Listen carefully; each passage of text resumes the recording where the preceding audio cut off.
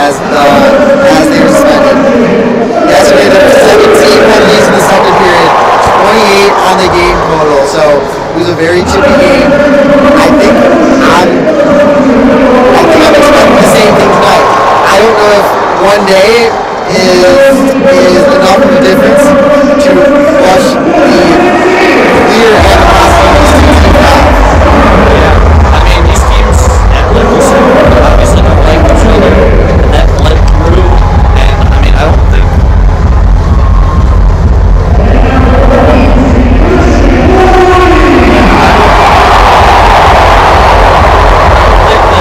One day is really going to change that. As we see again, there's no love lost between these two rivals. They have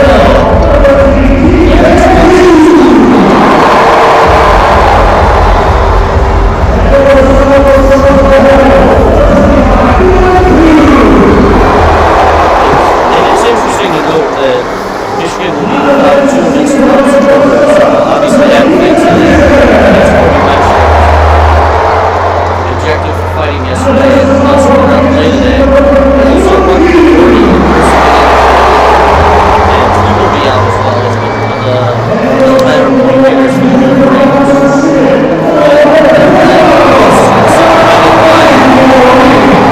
Second game, I guess, of Great Nazar was a top 8 this past year for the Blackhawks, and he's missed the entire year up to this point.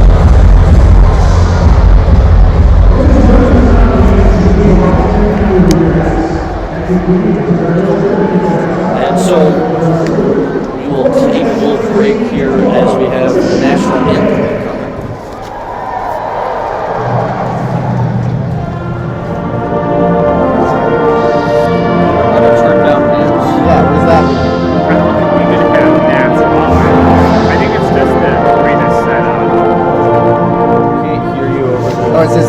I can't hear us. The arena sounds too loud.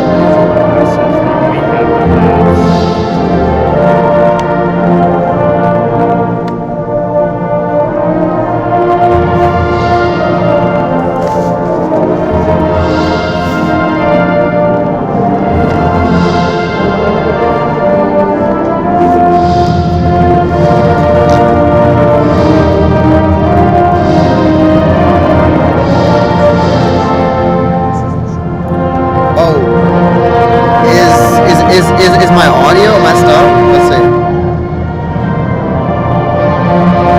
No, we're good. Shut here. Disable.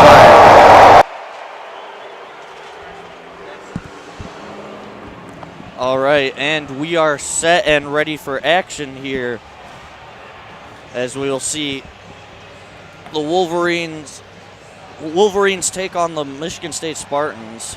Big rivalry game. A lot of emotions flying high after the first game in East Lansing last night. So we will see if the Wolverines will kind of be able to play their game, which is usually a more fluid, flowing style, or if this is going to be a game that is kind of dominated by the physical, aggressive style that Michigan State might want to take this game into, because we saw last night Michigan State was definitely able to get under Michigan's skin a lot. So we will see if that continues. I mean, I think we can definitely assume that there's going to be some penalty minutes coming up up tonight. For sure, and I saw a lot of people were very mad at number 19, Adam Fantilli, the likely number 2 pick in the NHL draft behind, of course, Connor Bedard. But I'm excited to see these Michigan players not have someone like Adam Fantilli, who is capable of dominating and taking over a game. How will these maybe how will Michigan's players step up? Who is going to take over a scoring role? No McGordy, no Fantilli. So I'm excited to see. This game's about to start here. Yeah. And we're just about set for puck drop. It'll be Carson Dorwart for the Spartans. We're up against TJ Hughes for the Wolverines. And we are set and ready for action here on a nice night in Detroit. Got a pretty nice attendance for tonight's game. As we see the draw won by the Wolverines as Luke Hughes sends that up, plays it off to TJ Hughes, but pass is intercepted and dumped down low by the Spartans, but corralled, and Luke Hughes plays it up to center ice to Dylan Duke as he sends one that gets caught in the body and kind of batted around. Mackie Samaskevich able to pick it up. He's stick handling, trying to find an opening. TJ Hughes plays it back to the point as Luke Hughes now with the puck.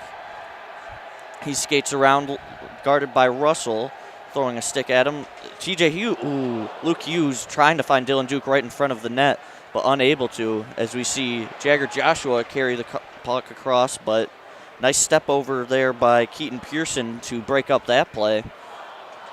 As we see a nice pass up to Luke Hughes as he sends one in. Nice pad stop by St. Cyr.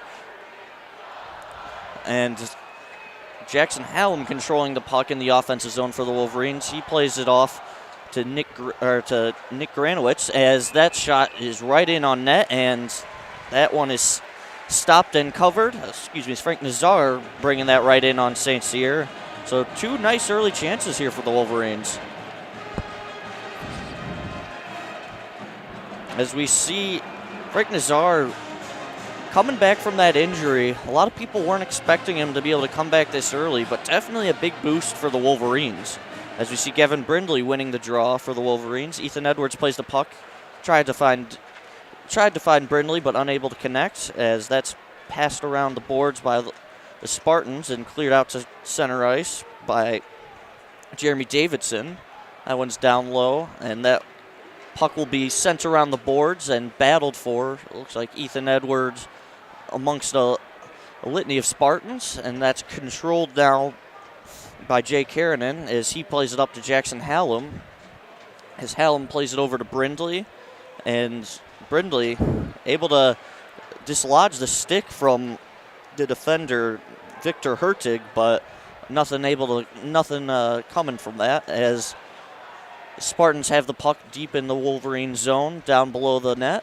They wrap it around the boards, and that pass unable to be corralled by David Gucciardi, and that one will roll all the way back to the goal as St. Cyr plays it. And nice hit there by Steve Holtz on Tieran Chowdy, but able to control that puck. And Nick Granowitz unable to control the stretch pass from Luke Fantilli as the Spartans have it below the net, and that one is played out towards center ice. Luke Hughes picks it up as he sends one off a skate that kind of floats up in the air. Marcus Stappa able to corral it, and now fought for down low.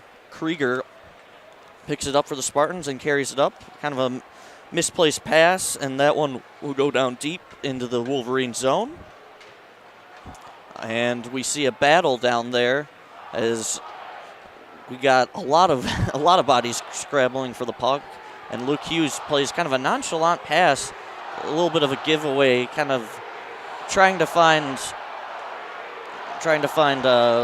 Nolan Moyle, as that one kind of scampers around Eric Portillo, but able to corral it, and now the Wolverines will look to try to play it out of their zone, but unable to, as this forecheck for the Spartans doing their job so far. Michigan playing a little sloppy here in their own zone. They can't seem to get the puck out. As we see a shot in there, hit some bodies in front and deflected wide, but Eric Portillo kind of looked a little lost on that one. As we see Nolan Moyle battling for it with Russell, as he's able to win that battle, and now Philip LaPointe will dump it in and get a change for the Wolverines.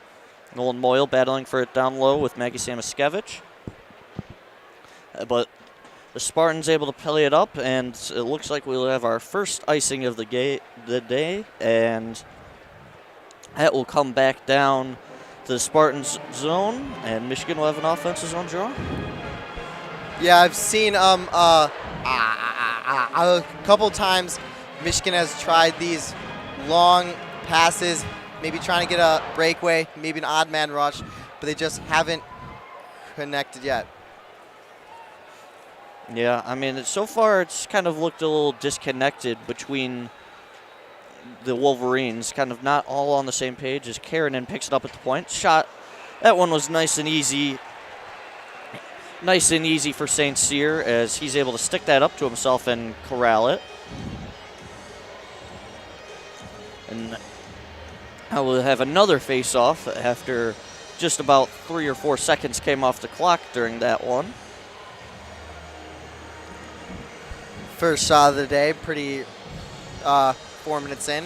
Pretty early first shot. It's been a pretty back and forth game so far.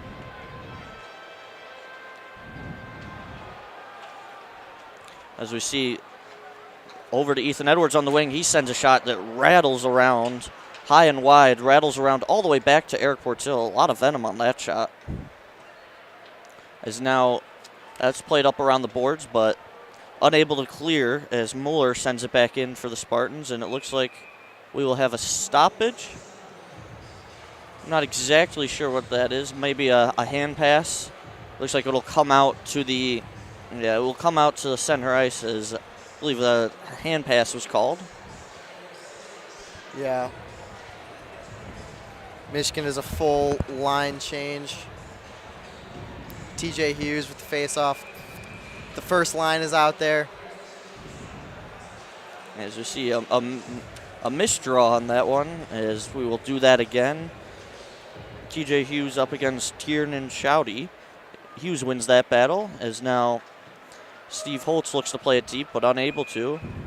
And it looks like we will have another face-off. I'm not sure if that was a call. I believe that was a call for offsides. And now we'll have a face-off just outside of the Spartan zone. TJ Hughes up against Shouty again. And Hughes is able to win that battle yet again. Plays it back. Luca Fantilli sends it in. And now TJ Hughes on the forecheck. And it looks like the Spartans are able to get it out to center ice as Sam Iskevich controls the puck now in the neutral zone. Nice move to get around one as he carries it around the net. He just wraps that around the boards, trying to find Steve Holtz, who's played. The Spartans play the body well. Ooh, nice move there by TJ Hughes. And then an unfortunately misplaced pass as Muka picks up the puck for the Spartans. And now right in on net, and that one sent high and wide by Shouty, but rolled around to the point, and a nice block there by TJ Hughes as he was able to get his knee on that shot coming from Basgall. And that will be played all the way back to St. Cyr as he looks to start the offense up again for the Spartans. But Portillo able to get to that one pretty quickly. And that's sent around the boards by Eric Ciccolini, and that's dumped in to the Wolverine zone. And now Keaton Pearson plays the puck. He leaves it for Luke Hughes. He wraps it around the boards, but that one's kept in by the Spartans and now battled for down below as pass out right out in front. Ooh, and a nice shot and save there by Eric Portillo as that wraparound found somebody right out in the high slot, and a nice block there by Eric Ciccolini. That one sent sky high, and Spartans able to control it as that one will go around the boards. Luke Hughes tries to clear it, but unable to, and that one sent in on net off of a skate, so it doesn't find its target. And now Keaton Pearson will play it along for Luke Hughes as he kind of lost that puck, but still able to get it out to neutral zone. And now Marcus Stappa on the forecheck against Gucciardi as he rides him into the boards. And we have a pass that gets deflected up and into the bench, so we will have a face-off here between the Wolverines. Right now, if you have the puck across the middle of if you're carrying the puck in the neutral zone, you better watch out because there have been some big hits in the middle of the ice. This has been a very physical game. No surprise there after what we saw yesterday, but it's been very physical so far.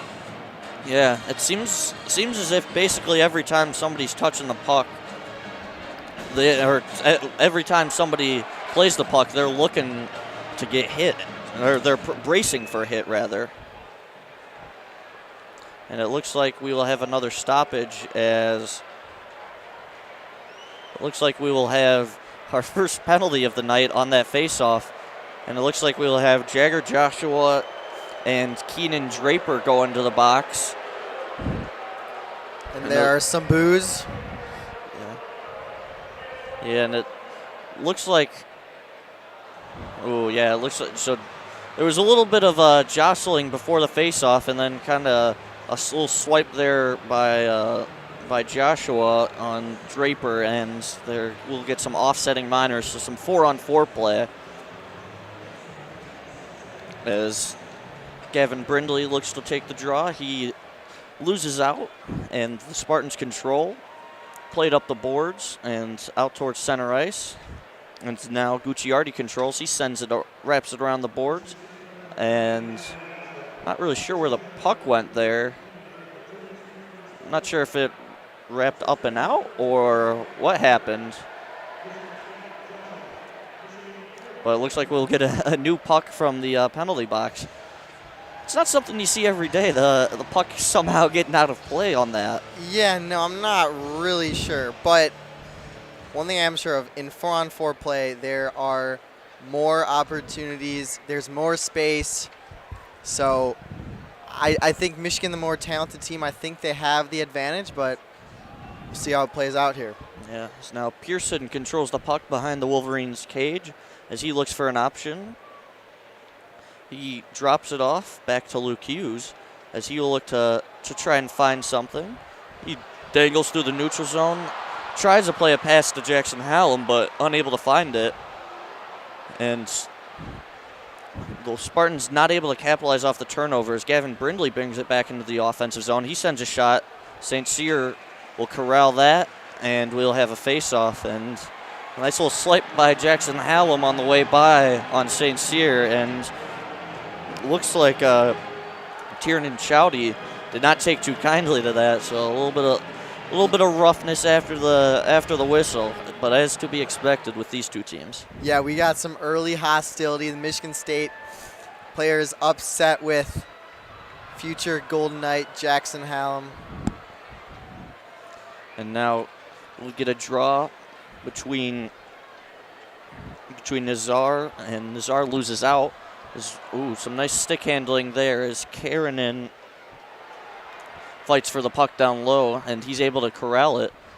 Plays it off to Ethan Edwards as Ethan Edwards looks for an option. He plays it off to Maggie Samaskevich as he tries to get into the zone. Plays it back to Ethan Edwards. He has it at the top of the circle, looking for an option, kind of wrapping around, just kind of playing with the puck as he darts behind the net.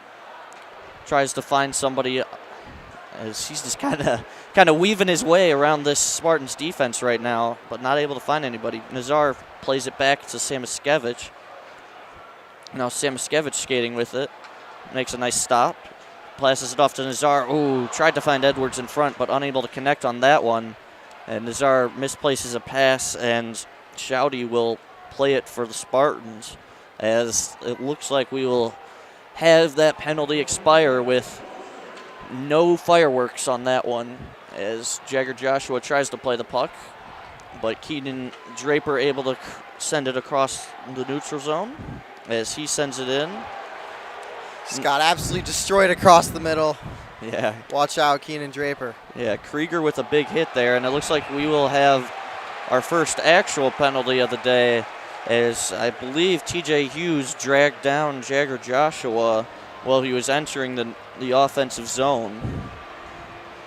Yes, and it will be TJ Hughes going to the box for the first penalty of the game, as, yeah, he kind of just brought down Jagger Joshua as he was trying to enter the offensive zone. Yeah, pretty clear interference call there. As the Spartans will get the first power play of the day. Dorwart taking the draw for them as he's unable to win it. Nice work by the Wolverines as Luke Hughes plays the puck. He's able to send it all the way down, and St. Cyr can now play it for the Spartans. And one thing, long stretch pass here as right in, but a nice defensive play there by I believe Steve Holtz. Yeah. That was almost dangerous. When you're on the penalty kill, it's so important to win the face-offs. You can waste 10, 15 seconds. Yeah. And they almost got caught out there, but luckily Keaton Pearson was able to put the body on Jagger Joshua, as Joshua with a chance right out in front, but unable to put that on net. That comes out to the point to Krieger. And now that's sent down low. Joshua looking for an option right out in front, but unable to do anything with it. And that one is sent down by Marcus Stappa, and that will tick off valuable seconds here in this power play, as there's a minute left, as the Spartans look to get the first goal of tonight's game. There's a misplaced pass there, and now battled for along the board, sent down low and wrapped around. Now the Spartans able to control the puck down low, as a snapshot from the point hits a stick out in front, gets deflected wide. Now it's battled for, and Edwards able to control the puck, passes it off to Gavin Brindley, as he wraps that around the boards, and that will just get by the outstretched reach of Gucciardi and all the way down the ice, as now there's 20 seconds remaining in the power play for the Spartans. And now we'll get Underwood playing the puck as the Spartans break the zone. But, nice work by Underwood to keep it in, but Jackson Hallam with a nice play to break the zone, as the penalty to Hughes will expire. And the misplaced pass there, Dylan Duke almost able to get on the end of it, but unable to, and now Luca Fantilli plays the puck. Plays it up to Dylan Duke in the zone, in the offensive zone, or in the defensive zone, excuse me. And now battled for it below the goal. And now TJ Hughes kind of able to just flick that puck out towards center ice, but it'll come right back into the Wolverine zone, wrapped around the boards. And now TJ Hughes tries to get that one out, but unable to. And a nice move there. Samoskevich plays it off to Hughes, as Hughes just kind of saucers it out towards center ice. But that will come right back into the Wolverine zone. But able to control it now is Steve Holtz, and he brings it across. Samoskevich playing the puck. And Holtz just not looking for the pass, and that will get out to the neutral zone. Nice play by Samoskevich. Holtz just has to be aware. Yeah. Just kind of a little discombobulated. Michigan fans want a penalty. They thought Michigan player got tripped in the offensive zone. Yeah, it looks like there's a giveaway by Luke Hughes in the defensive zone, but shot goes wide from the Spartans. They're unable to capitalize on it, and that one will get out towards center ice, and Gucciardi plays the puck over to Hertig. He finds his man, and nice snapshot, but good rebound control by Eric Portil, as he's able to swallow that one up. Yeah, both goalies have not been tested too much today, but Michigan State had a pretty nice scoring chance because of the defensive zone giveaway from Luke Hughes. And defensive zone giveaways usually create prime scoring opportunities for the other team. So that's something Michigan is going to need to avoid here, especially if they're not going to get the shots on net that they usually do. Yeah, I definitely agree, Kobe. It hasn't seemed in the early going like Michigan's kind of playing the free-flowing brand of hockey that they usually like to play. Kind of just little misplacements on the passes, is kind of a little bit behind the guy. So it hasn't looked great so far for the Wolverines, if I'm being honest. Yeah, and on the 4-on-4, it was a lot of skating around by Samoskevich and Ethan Edwards. I would like to see more crisp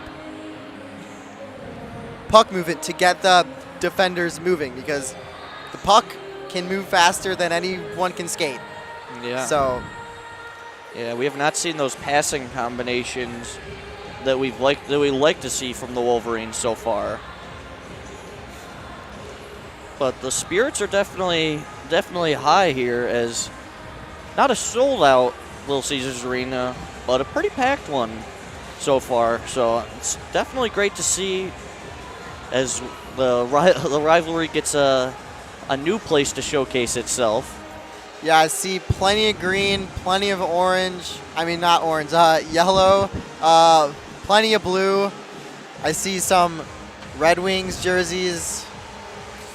Yes. I don't see any Blackhawks jerseys, sadly, but that's okay. Blackhawks aren't very good this year. As we will have a draw between Muller and Granowitz able to win that one, but battled for down low nicely as Spartans able to control it and keep it in. Luke Hughes picks up the puck behind the net. He flicks that around the board to Ciccolini. Ciccolini unable to do anything with it. That shot sent in by Muller goes high and wide, and that one sent out towards center ice as Ciccolini controls the puck, brings it back into the defensive zone, excuse me. But Luke Hughes' pass is unable to find Granowitz, and there's just kind of some more of the same from the Wolverines, looking a little discombobulated, breaking through that neutral zone. As we see Pearson playing the puck over to Marcus Stappa, and Stappa will wrap that around. Oh, a great chance. Oh, took an odd bounce off the boards, right off the side of the cage, came out right in front to Nolan Moyle, but the puck just hopped over his stick. Oh, man. Nolan Moyle had the most wide open net anyone will ever have, and he just tried to hit it. He just whiffed. Yeah, I mean, not an easy chance with that bouncing puck coming careening off the cage like that, but just a great one for the Wolverines. I mean, yeah, for St. Cyr, that's just kind of unlucky. You expect that puck to roll around the entire back wall, but just kind of took a very Wolverines bounce. And the Michigan State goalie's lucky because that would have been a bad blunder. Yeah, as Hertig plays the puck here in the neutral zone for the Spartans. He's harassed by Dylan Duke. He's able to get the puck off of him. And now Steve Holtz plays the puck out to center ice. That one's deflected up into the bench, and we'll have another draw. That's why playing the puck is so important as a goalie, because if you play the puck wrong, very bad things can happen. As we see a draw won by the Spartans, as that will be sent in by Underwood, wrapped around the boards, and now sent right out in front, but able to be controlled by the Wolverines is, Dylan Duke's backhanded pass, unable to find Samuskevich, just barely missed him. And now the Spartans send it back down into the offensive zone, and wrap around pass out in front, just miss Mucha. As now the Spartans will come back in. It's wrapped around the boards. Portillo plays the puck. Frank Nazar bumps it back to Jackson Hallam. He's got a head of speed going into the offensive zone as he tries to find something. Gavin tried to wrap that around and leave it for Gavin Brindley, but Brindley was kind of unaware to it.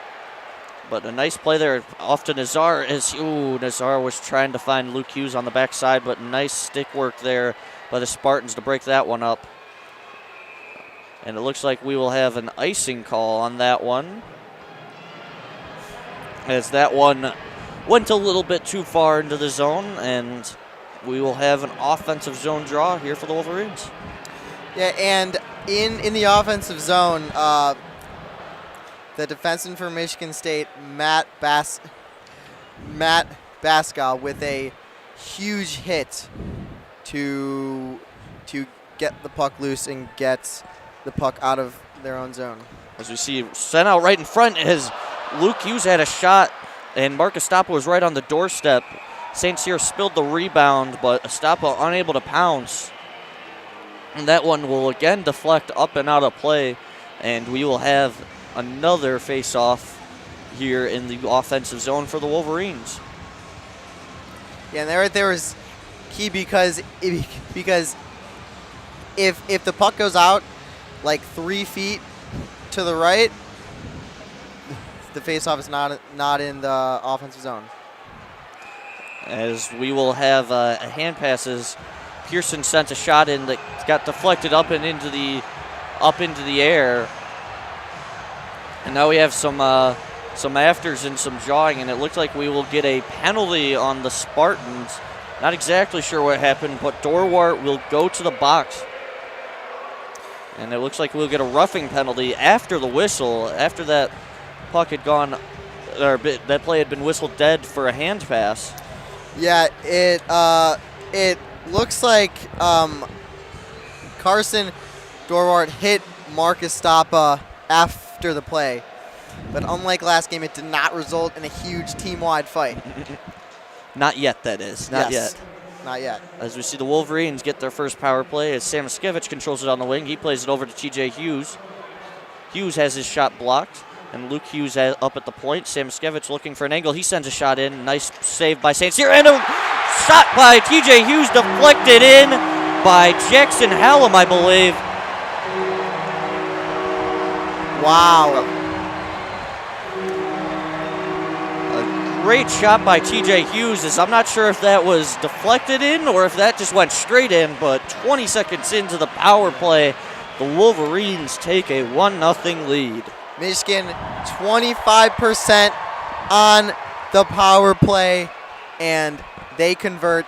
Huge goal for Michigan with 4:13 left. And I mean, that's just a great job of capitalizing on a kind of a really unnecessary mistake by Michigan State.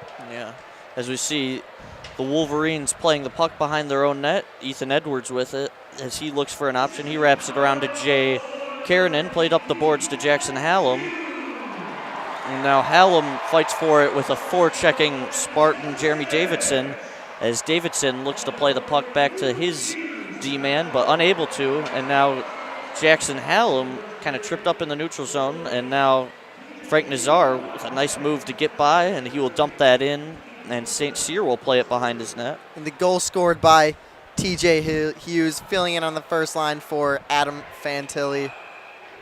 Yeah, and it looks like we'll get another icing call, as that one was just behind sent in from just behind the red line. And I will say, looking at the replay, that looked like a pretty soft goal from to give up by St. Cyr. Didn't really look like it took much of a deflection, just kind of looked like it squeezed through him. As we see the Wolverines, or the Spartans sending it down, and then we'll have another icing as Joshua tried to win a foot race, but unable to with Luca Fantilli, and that will come right back down, and we'll have another offensive zone draw for the Wolverines. And that's where speed comes in handy. Luca Fantilli racing down to prevent the Michigan State possession. As we see a shot from Steve Holtz blocked by Davidson, and he carries the puck up for the Spartans. He wraps it around, unable to find a teammate, and now Keenan Draper plays the puck. It's battled for him and Joshua for the Spartans, and now Steve Holtz able to come out with it as he plays the puck up to Philip LaPointe, and he sends it down. And St. Cyr will play the puck. As he looks for an option, he sends it around the boards. And now, a great chance here. But Luke Hughes was aware to it. It looked like Daniel Russell was going to have a breakaway for the Spartans, but Luke Hughes doing great work using that long reach to stuff that chance out. Yeah, and that's the speed of Luke Hughes. He's fast. That's why he was the number 4 overall pick. So we see couple people missed the puck there, and now Marcus Stappa able to carry it up for the Wolverines as he sends that down low for Nick Granowitz to battle for it, and it comes out to Marcus Stappa, Ciccolini battling for it, and now Ethan Edwards will send that up along the boards, and now Granowitz playing the puck as he looks for an option. So he takes a big hit there from Shouty, and Edwards able to corral the puck, but unable to keep it in the zone as Luke Hughes will play it. As he looks for an option, he was kind of swarmed, and now, a nice dangle there, and it's right out in front, and a goal. Miroslav Mucha, the captain, with a nice dangle, sent it off Portillo's pads, got his own rebound, and stuck it in to make this a 1-1 game. And just right there, Luke Hughes, we talked about his speed, and with speed you can get away with a lot, but Luke Hughes kind of backed himself into a corner. He had 2 defenders on him, lost the puck. Michigan State had a 2-on-1, and then Eric Fortillo made a fantastic save, but because because of the odd man rush, Michigan State was able to get the rebound and score. Yeah. So we'll have another stoppage here, as it looks like it'll be an offsides call. Yeah, just kind of sloppy play there on the back check for the Wolverines, as they were just kind of lazy with it in their own zone and led to a goal for the Spartans, unfortunately. As the draw is won by the Wolverines and sent in by Mackie Samaskevich, but that will be icing, and that draw will come back into the defensive zone for the Wolverines. As you see, yeah, this is the replay of the goal. Very nice dangle on Ethan Edwards by Mucha, and he tried to pass it back door to his man to send it in, but Portillo blocked it, and he got his own rebound, sent it right in.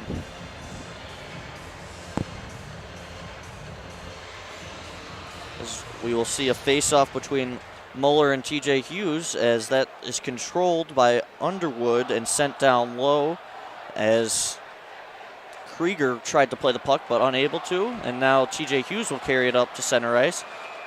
And looks like we'll have an offsides call. No, not exactly sure what. Yeah, I think we may have a penalty. Yes, it looks like we're going to have a penalty coming on Michigan State. It's going to be on Cole Krieger.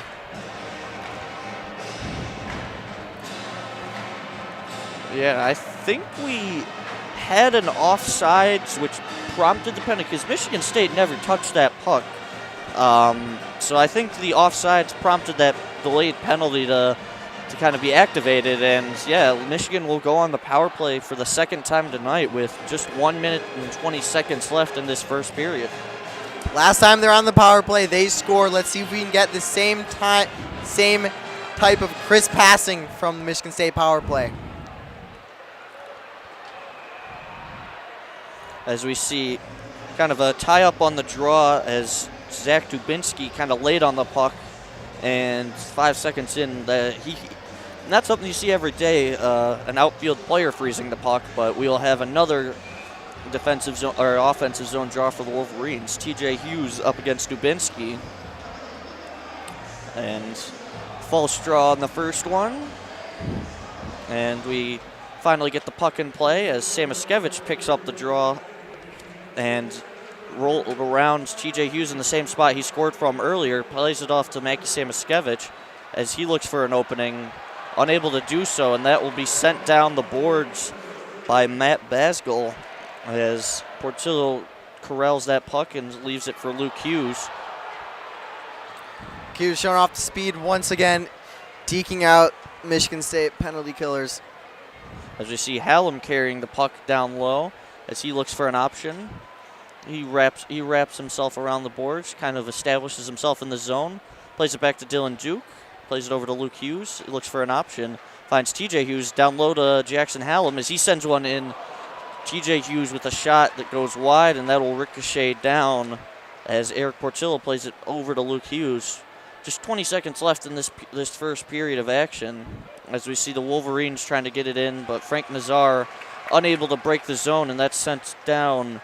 And with just 10 seconds left, we might just see the Wolverines let this first period tick out, but Jackson Hallam carrying the puck across center ice as we see a shot there from Brindley with basically no time left on the clock.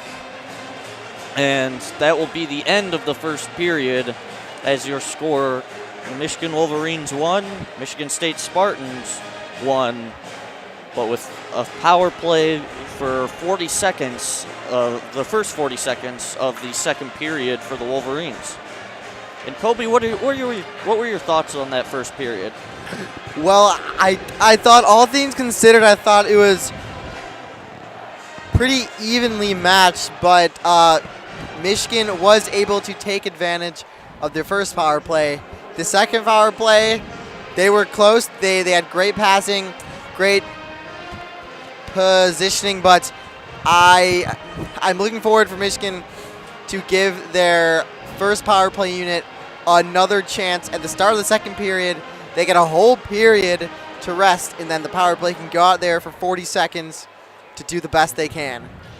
Yeah, and I think for the Wolverines, they kind of came into the game, and it looks like with the kind of coming together of players at the end of the end of the first period, we will have a Jackson Hallam penalty, as it looks like he may have pushed somebody a little bit after the play, as the penalty shown up on the big board. We didn't get a formal announcement from the refs, but looks like that will be the case.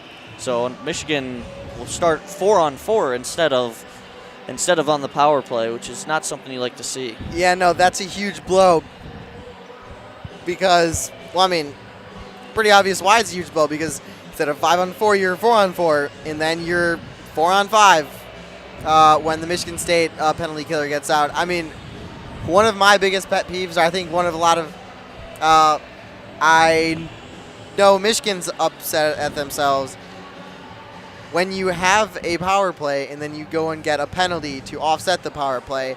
That is just very frustrating, and it kind of just like, you obviously don't get the full 2 minutes. You know, they only got 1 minute 20 seconds here. Now they're going to have to be penalty killing for 1 minute 20 seconds when the second period starts. So I think Michigan is very frustrated. Kind of unnecessary penalties have kind of been maybe the story of the last few days, as we saw a lot of penalties and a lot of fighting yesterday. But I mean, that kind of comes with the territory of this intense rivalry. They do not like each other. Definitely not. Yeah, I mean, we already saw, 8 penalty minutes, and with the penalty to Hallam, 10 total penalty minutes in this first period. So just, and a lot of this has been just kind of chippiness after the play. I mean, 2 of those penalties occurred when the puck was not even in play, which is something that you don't often see, but in these rivalry games, it's definitely something you see a lot more of. Yes, and you do, and with rivalries in general, usually nowadays, you know, most players know each other. Maybe they're friends off the ice or the court or the field, whichever sport you're talking about. And, you know, maybe it's mostly the fan bases that are kind of in on the rivalry. That is not the case with this one. These players do not like each other, and that was clear last night. It's been pretty clear so far today. Yeah, I mean, it's definitely been chippy after every whistle.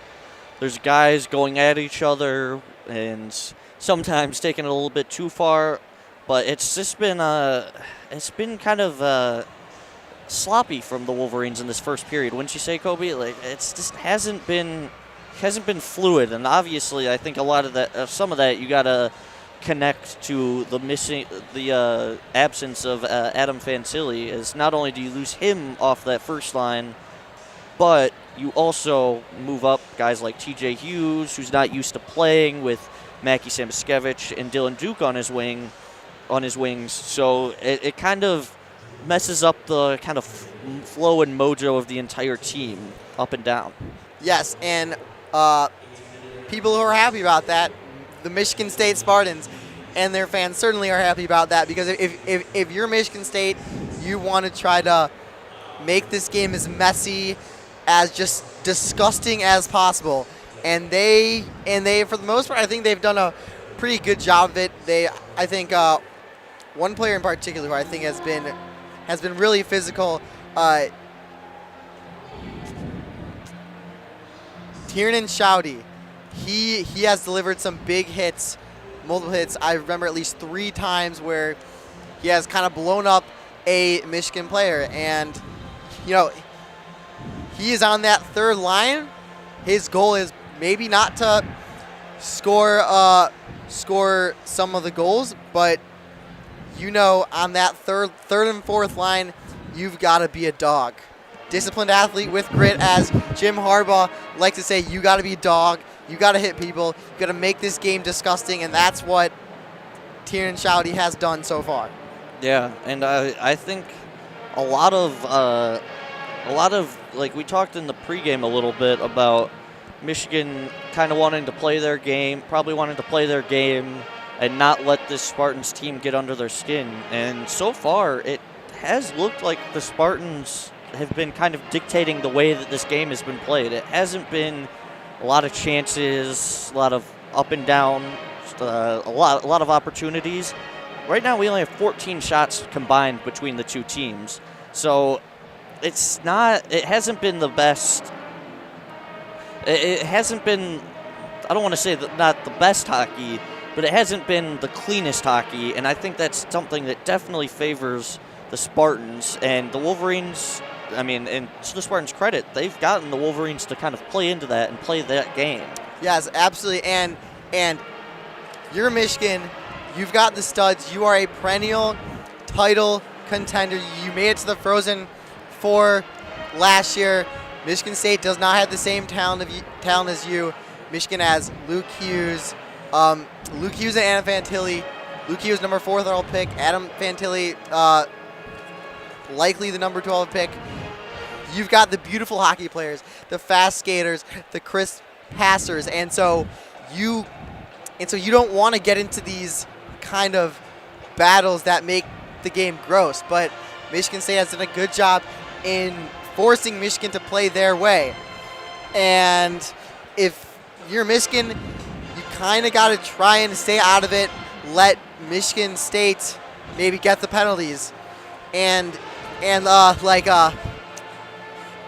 Jackson Hallam, you can't make kind of just like an unnecessary penalty, because you're playing into Michigan State's hands. Yeah, boneheaded plays giving up a penalty with no time on the clock, puck not in play.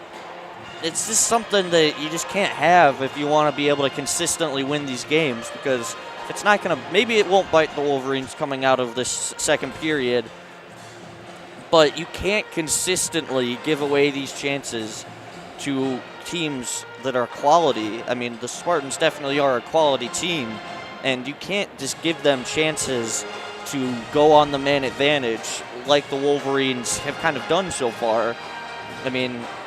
It's definitely something that we will see. A lot of these penalties so far have not been during the actual playing of the game. They've been right around the playing of the game. It's a lot of there's one on a face-off where 2 guys got a penalty, one after a frozen puck, and then one after the end of the period. So that's 4 of the 6 penalties so far, which is something that it just makes it a sloppy game, which is definitely something that the Spartans were looking for. Yeah, but just credit Michigan State. That's hockey. They want to play tough, and they have definitely done so far. And if you're Michigan, when you're more talented than Michigan State, you can kind of get away with maybe playing a little sloppier. But if you're playing Minnesota, a Denver, a St. Cloud State, who have as much talent or more as you, then you can't afford those things. And Michigan's goal, I hope their goal should be to go to the Frozen Four every year, to contend for a title. And you kind of got to get your heads right. Yeah. I couldn't agree more, Kobe. And I think another thing that we should talk about is kind of what led to the Spartans' goal, which has been kind of somewhat of a consistent theme for the Wolverines throughout this game, which has been their inability to kind of clear their defensive zone when they have the puck. They've been kind of sloppy with some weak passes that Spartans have been able to intercept or if not intercept, just get a stick on to keep it in the zone and keep the Wolverines from alleviating that pressure, which I think has been, I've been very impressed with the Spartans' forecheck so far. There's been a lot of times where they haven't been able to get clear-cut chances, but they've been able to get the puck in the defensive zone or in the offensive zone and get it down low, and that's where you generate those high danger goal scoring chances. Yeah, and one thing that that physicality also helps. It's not just the actual hits; it's the threat of being hit. And when you're in your own offensive zone, kind of bracing for a hit, you might not get the same power or the same crispness on your breakout passes. So just the fear and the threat of being hit, that might be affecting Michigan a little bit. As Michigan State has been able to kind of to kind of extend their offensive pressure. Yeah, and with about 2 minutes remaining until this second period gets going, I am going to step aside, hand the headset off to Zachary Linder, who will be joining Kobe Siegel for the second period of coverage. Yeah, second period going to start in about 2 minutes. Some players are getting ready to come out of the tunnels. I believe there are 2 tunnels. Well, actually, no. Yeah, I believe each team has a tunnel by its yes, end. Yes. So I don't think we'll see the same things we saw in the football game. But Zach, welcome. I hope you've enjoyed watching this game so far. This first period, we're at Little Caesars Arena, and I mean the home of the Detroit Red Wings. So I mean,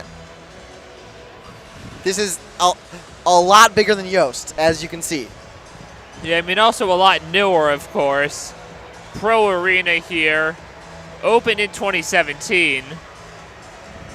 Of course, Yost Ice Arena opened in 1923. So big age difference for the venues. Yeah, and the Duel has been here the last 3 years. Michigan, of course, has won the last 3 games. It is currently 1-1. We got 30 seconds left. We got Michigan State has 40 seconds left on their penalty by Cole Krieger, and Jackson Hallam has a brand new penalty, 2 minutes. So it's gonna be 4-on-4 for 40 seconds. Then Michigan's gonna have to kill off a penalty for 1 minute 20 seconds. What are you looking for here at the start of this period? Well, I mean, it was a very low shot period in the first. Only 8 shots for Michigan, 6 for Michigan State. So neither team really building much of any sort of attacks on offense. Michigan, of course, got the power play goal. Michigan State then tied it.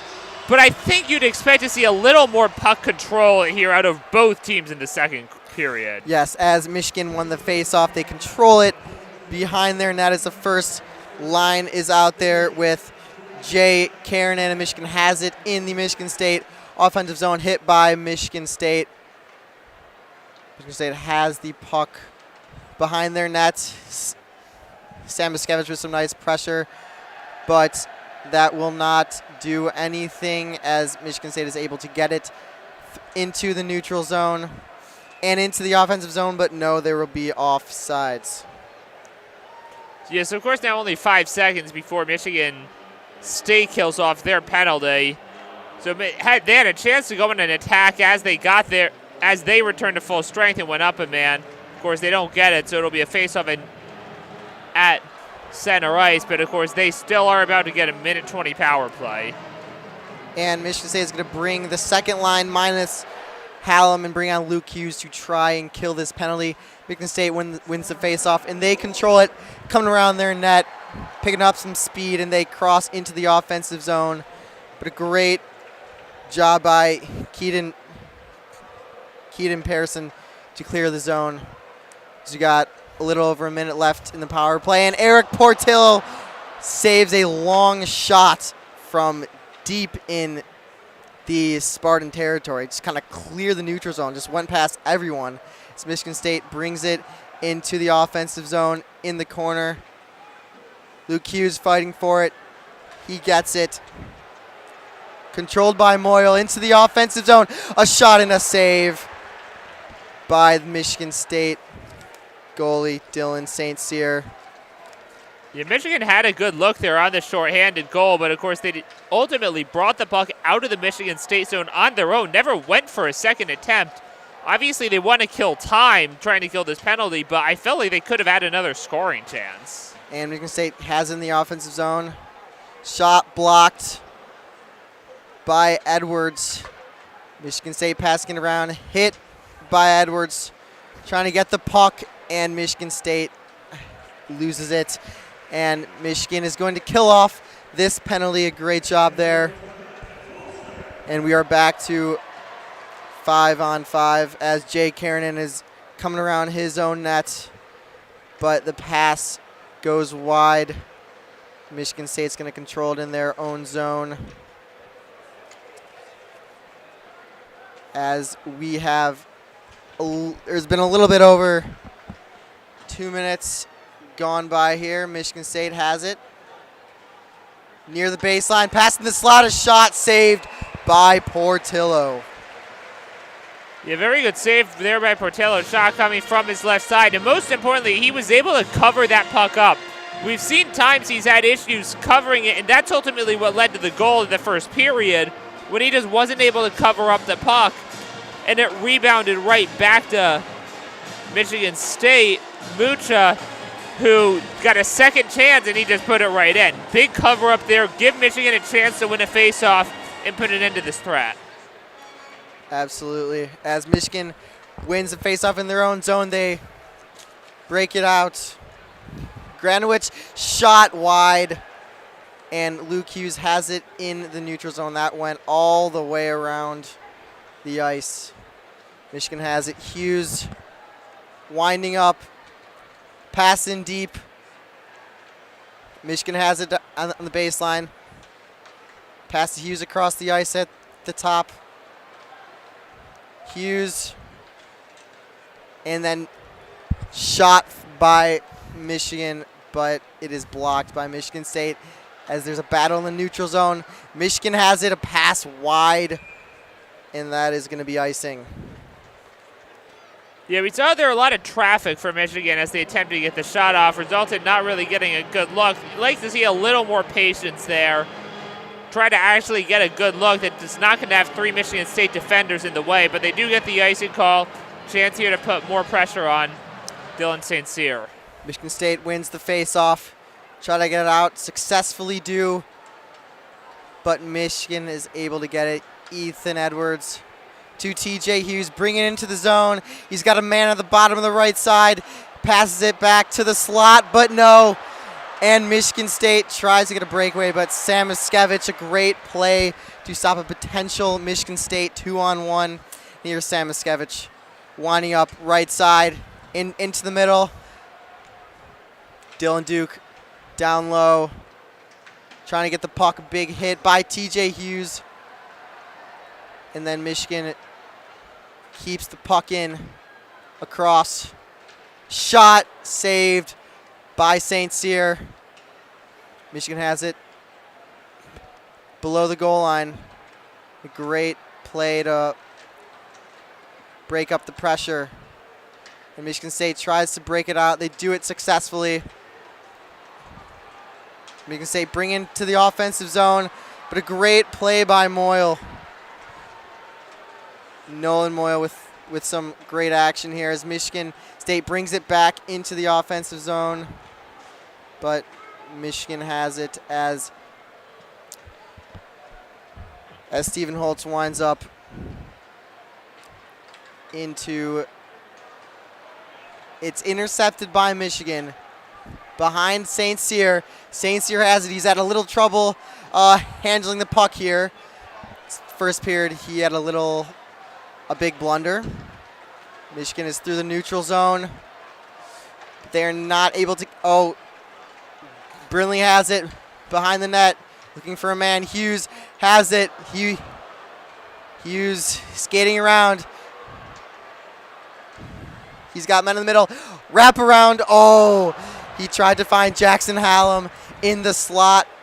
The pass went just wide. And Michigan's had several passes that have just gone wide, and it's killed opportunities for them. Michigan State really hasn't. They've gotten the puck into the Michigan zone, but Michigan State hasn't really been able to put any attacks together. Michigan's had chances. Their own undoing has been bad passes that's prevented them from getting what would be quality shot attempts off. Yes. We had an icing. Face-off Michigan zone. Michigan State wins it at the top. And then the attempted one-time pass is broken up by Michigan. Frank Nazar III has no stick. And he goes off the ice. And Michigan's able to clear it. In a giveaway by Michigan State. Down low, he's got a man in the slot, 2 men up high. As Michigan State intercepts it, brings it into the neutral zone. And it's going to be offsides. That could have been a huge chance for Michigan State, but just couldn't drag the feet.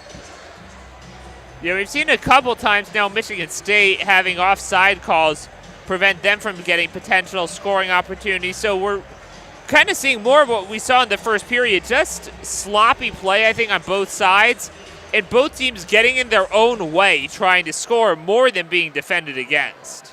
Granwich wins the face-off to a stop. It dumps it deep. St. Cyr playing it, but he is able to clear it. Just makes Michigan tag up. Michigan State playing very physical right now. Multiple hits. Span of a few seconds. Portillo has it behind the net. Able to play it cleanly. Michigan with the breakout pass is wide. Michigan again trying to break it out. Have it into the neutral zone. A shot. Rebound recovered by Michigan. Shot on goal from a bad angle, and it is saved by St. Cyr. Yeah, I think it's 2 shots Michigan got off. But again, they just simply were not good shots. And it's almost gotten to the point, I think, where there have been so few shots that Michigan feels, and I think Michigan State will also start to feel, where they just have to get off any shot they can, irrespective of the quality. Of course, that is not ultimately going to be a winning formula. Yeah, no, although St. Cyr had some blunders playing the puck, maybe they're hoping he will have. Oh, and Michigan player gets taken down. That's going to be a penalty. Samiskevich. A pretty clear interference there. Samiskevich, he just got wrapped up like we're playing tackle football out here. Oh, wait, no, Samiskevich actually. Yeah, I was surprised by that call. It sure looked, as you said, like Samiskevich got wrapped up and taken down. We'll see what the replay shows here. Oh, no. I guess Samiskevich, like, basically took the stick from him. Yeah, that's the call. Yeah, and big swing there. Now Michigan State has a chance to take the lead for the first time in the series. As Michigan State, first power play unit, shot in the slot, and it's saved by Portillo. Another shot blocked. But Portillo's still got to rebound those because they're giving Michigan State even more opportunities. Michigan State in the slot, shot wide. Moyle took an absolute shot, and he looks to be hurt. He goes to the bench in some pain. Michigan State brings it into the zone. And there's going to be a stoppage here. Looks to be offsides. Oh no, the puck is stuck in the netting. I don't know how that happened. Kind of a little wild sequence here.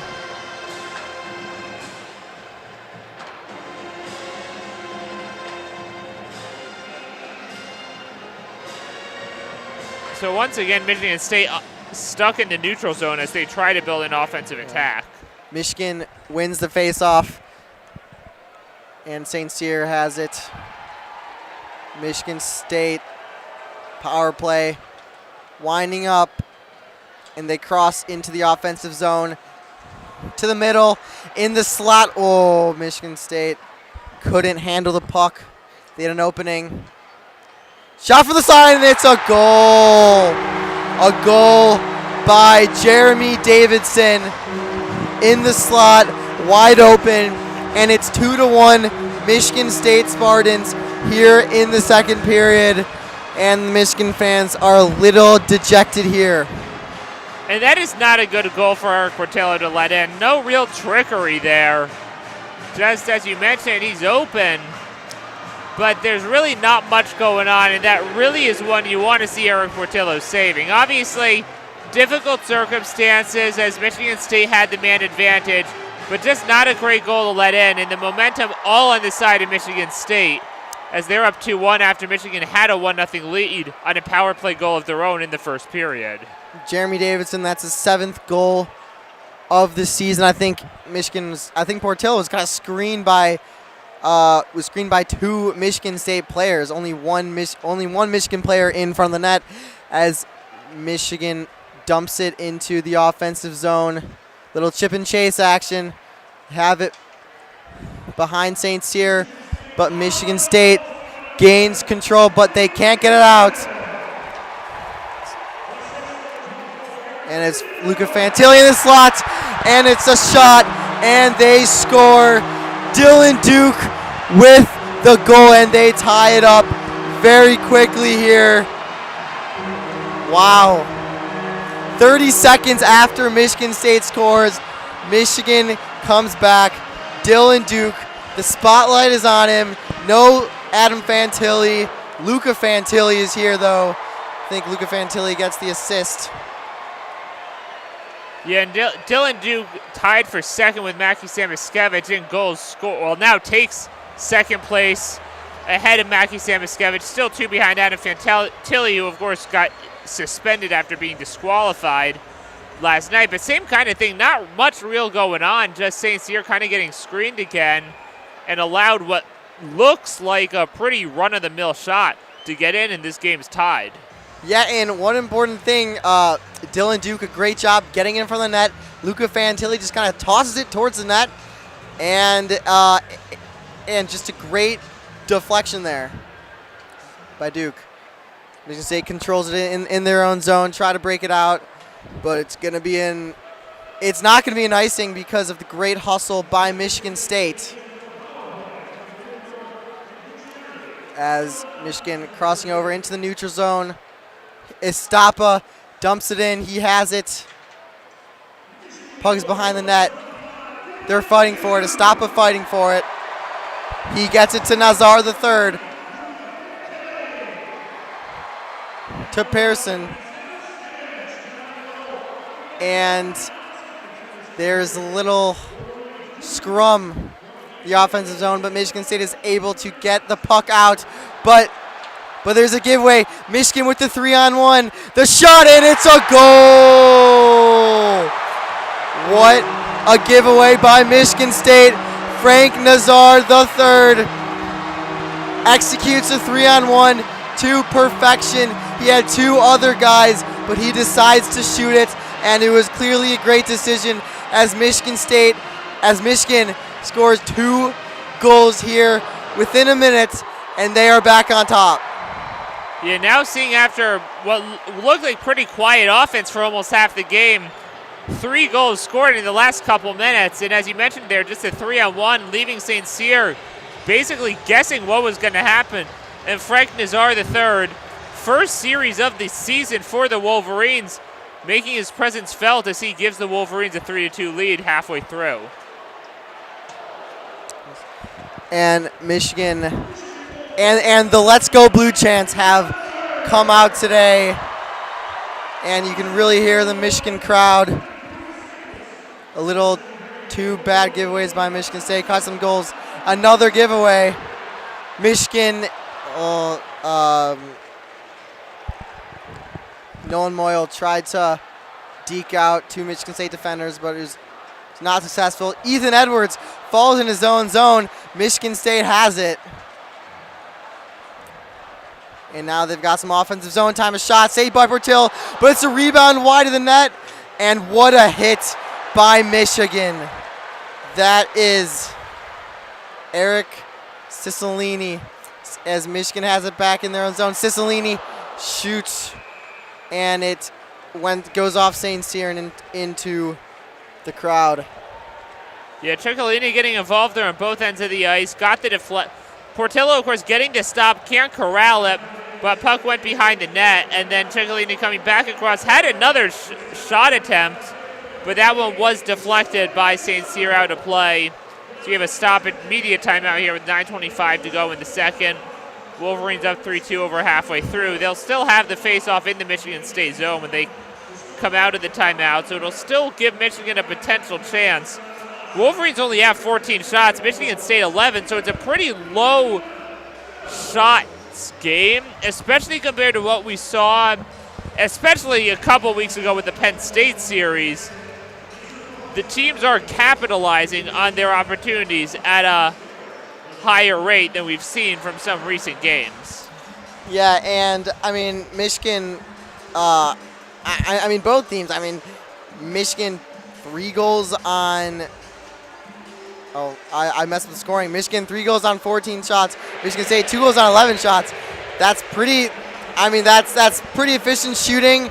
Maybe that's also due to some block shots with shots that would be going towards the net that are not being counted as shots on goal. But I mean, the goalies not having their best games ever. I think that's safe to say. Especially St. Cyr has let up a few soft ones, and also in the first period, he almost let up a very, very embarrassing goal. As they are cleaning up the ice here, we are about to start. Again, 9:25 left. 3-2 Michigan.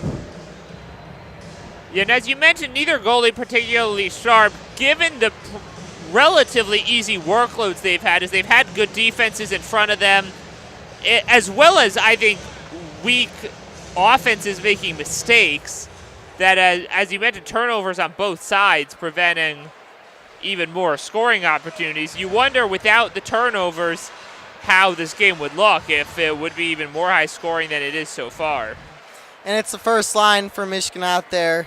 Hughes, Pearson, Duke, TJ Hughes, and Sam Miskevich.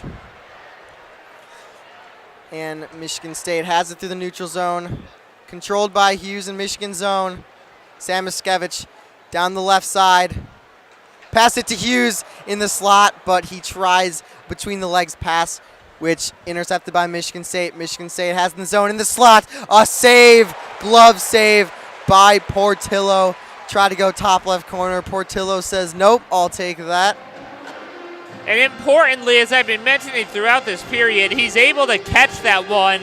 Does not give Michigan State an easy second opportunity. That's exactly how they scored their first goal back in the first period.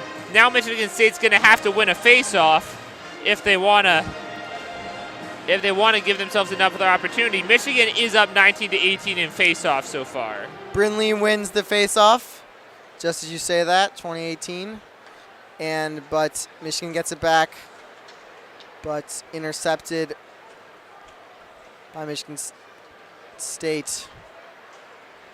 Have it in the neutral zone, but Michigan had the numbers advantage. And there's a fight for the puck behind Michigan's net. Michigan State comes up with it. They control it at the top of the key, and it's controlled by Portillo. And we got some extracurriculars after the whistle. Yeah, I mean, we haven't seen anywhere near as physical a game up to this point as we did last night, especially the second period, that big brawl that ended up getting guys on both sides disqualified. But we still have almost half a game to go. This is the last of 4 games between these teams this year, but worth noting, Wolverines play at Ohio State one game and a second game against them in Cleveland rather. So Wolverines have more rivalry games ahead of them. Keenan Draper dumping it. Moyle behind the net. Intercepted by Gucciardi through the zone. Michigan State has it at the top, shot wide. Controlled by Gucciardi, and it's a shot on Portillo, and he saves it. Yeah, and I think the Michigan defense, I said they had been doing a really good job of keeping the pressure off Portillo, which made it a little more disappointing that he had allowed the 2 goals. We're kind of seeing this narrative flip. This is the 3rd time recently he's had to cover up a puck.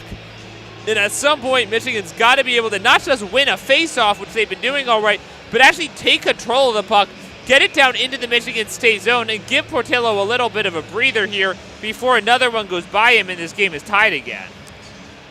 Here we go. Michigan State wins the face-off. Shot blocked. Into the middle. Portillo controls it. Traffic in front. He does a good job. Well, yeah, and there Michigan State wins the face-off, and once again, Portillo has to cover it up once again. And now another face-off in the Michigan zone. But again, as I just said, I'm still looking for them to not just win it and clear it out of their own zone, but win it and control. Puck control to me is always the biggest thing to winning in the game of hockey. And we've seen kind of very little puck control from either side, but Michigan State's had it these last few minutes. Hughes to Pearson. It's Luke Hughes, that is. TJ trying to find Samoskevich, but Michigan State's got it. Joshua dumps into the zone. Luke Hughes around the net. Michigan State controls it at the top. A shot blocked by Duke as he's down on the ground. Looks to be in some pain, but he gets up, skates to the bench. Michigan could have been called for 6 men on the ice there. Which we've seen them called for multiple times throughout the year. I think Duke got injured, couldn't skate to the bench as fast. And Edwards has it in his own zone, evades the Michigan State defenders. Breakout to Samoskevich, going through the neutral zone, but it's intercepted by Michigan State, and they control it in their own zone. Through the neutral zone, pass is right to Jay Karanen. But Michigan State dumps it.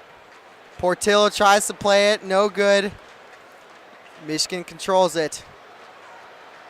Into the offensive zone, broken up.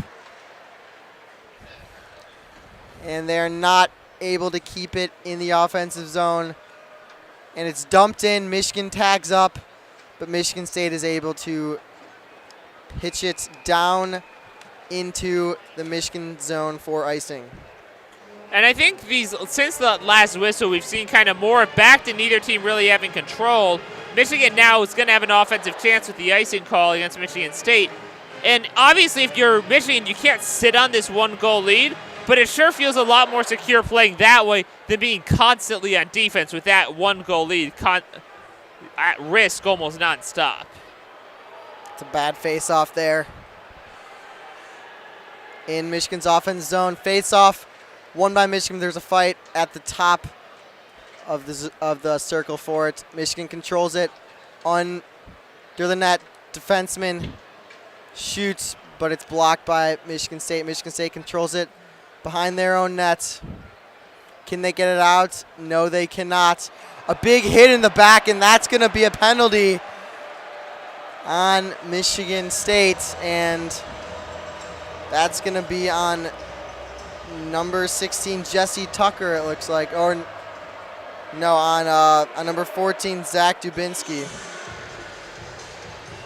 So now here another opportunity for Michigan. We've seen they haven't had great puck control other than that quick 2-goal sequence they got to flip it from a 1-goal deficit to a 1-goal advantage. This is a major chance for them. This power play here, they have to control the puck throughout, because that's how they give themselves multiple opportunities to score, and they cannot let Michigan State clear it after every shot attempt. That's the key if Michigan wants to maximize their chance of capitalizing. Michigan State wins the draw all the way down into Michigan's defensive zone. Hughes has it, but tries to take Michigan State defender one-on-one. It's no good. Samoskevich brings it into the zone to Duke. Shot blocked by Michigan State stick, and it caroms around, and Hughes takes it in his own defensive zone, winding up again. Samoskevich And Michigan not able to get anything. It's a wide open breakaway for Michigan State. A block. Blocker saved by Portillo. Michigan State a 2-on-2. Shorthanded chance. And that's what Michigan cannot allow happen. That never, great save by Portillo, but that never should have gotten to that point. Michigan State, even without scoring, very productive. They've already killed off half this penalty. Michigan just cannot waste time like this. Yeah. TJ Hughes hands off to Sam Miskevich. To Edwards. To Sam Miskevich. Shot. Wide. Hughes. To Edwards at the top, and he loses it. And they have to tag up again. 40 seconds left in the penalty. Edwards. It's dumped into the zone. Brindley tries to keep it in, but it is not kept in. And Michigan State and Michigan has to try again. Edwards bringing it up. Michigan has it in the zone, but Michigan State doing a great job killing this penalty. Portillo behind the net. Michigan State with a great forecheck here as it is intercepted by Justin Jalen.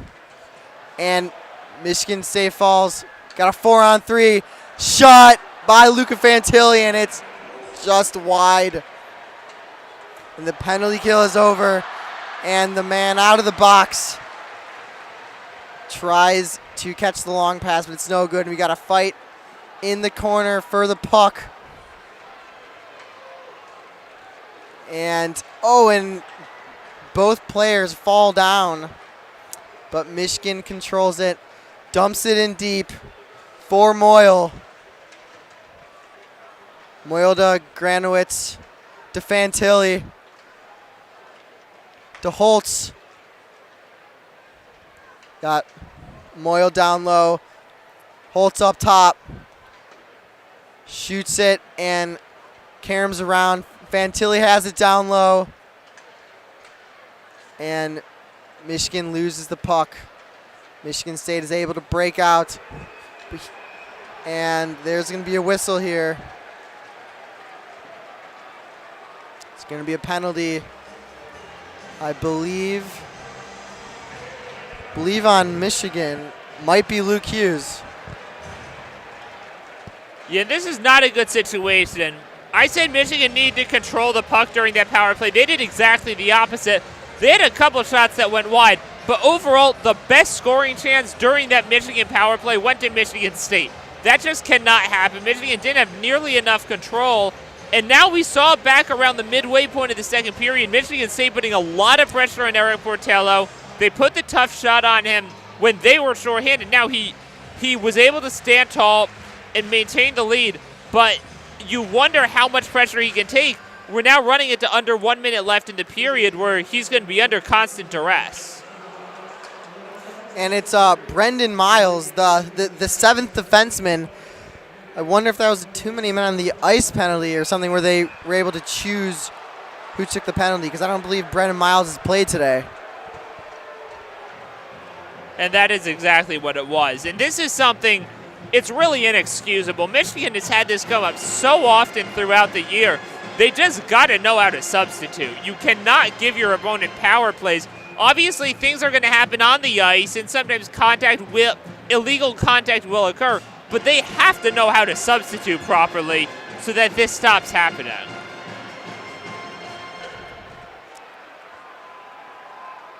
Face off. And looks like they will redo it.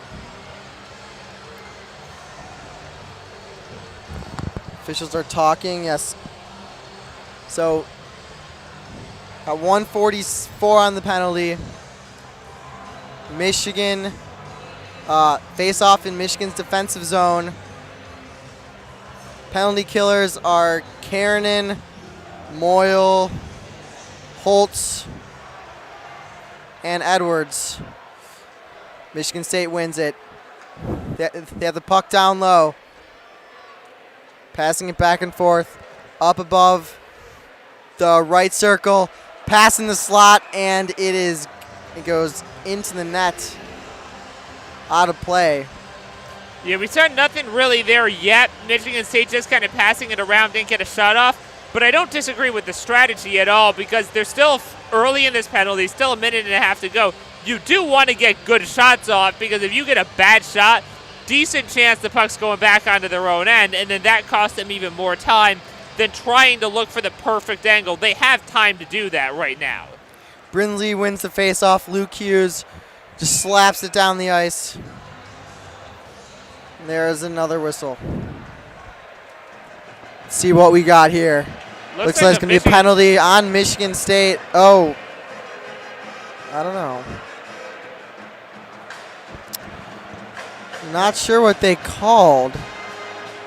Yeah, it's very difficult to hear the referee announcing calls here with all the acoustic noise around us. I'm not sure what exactly is happening.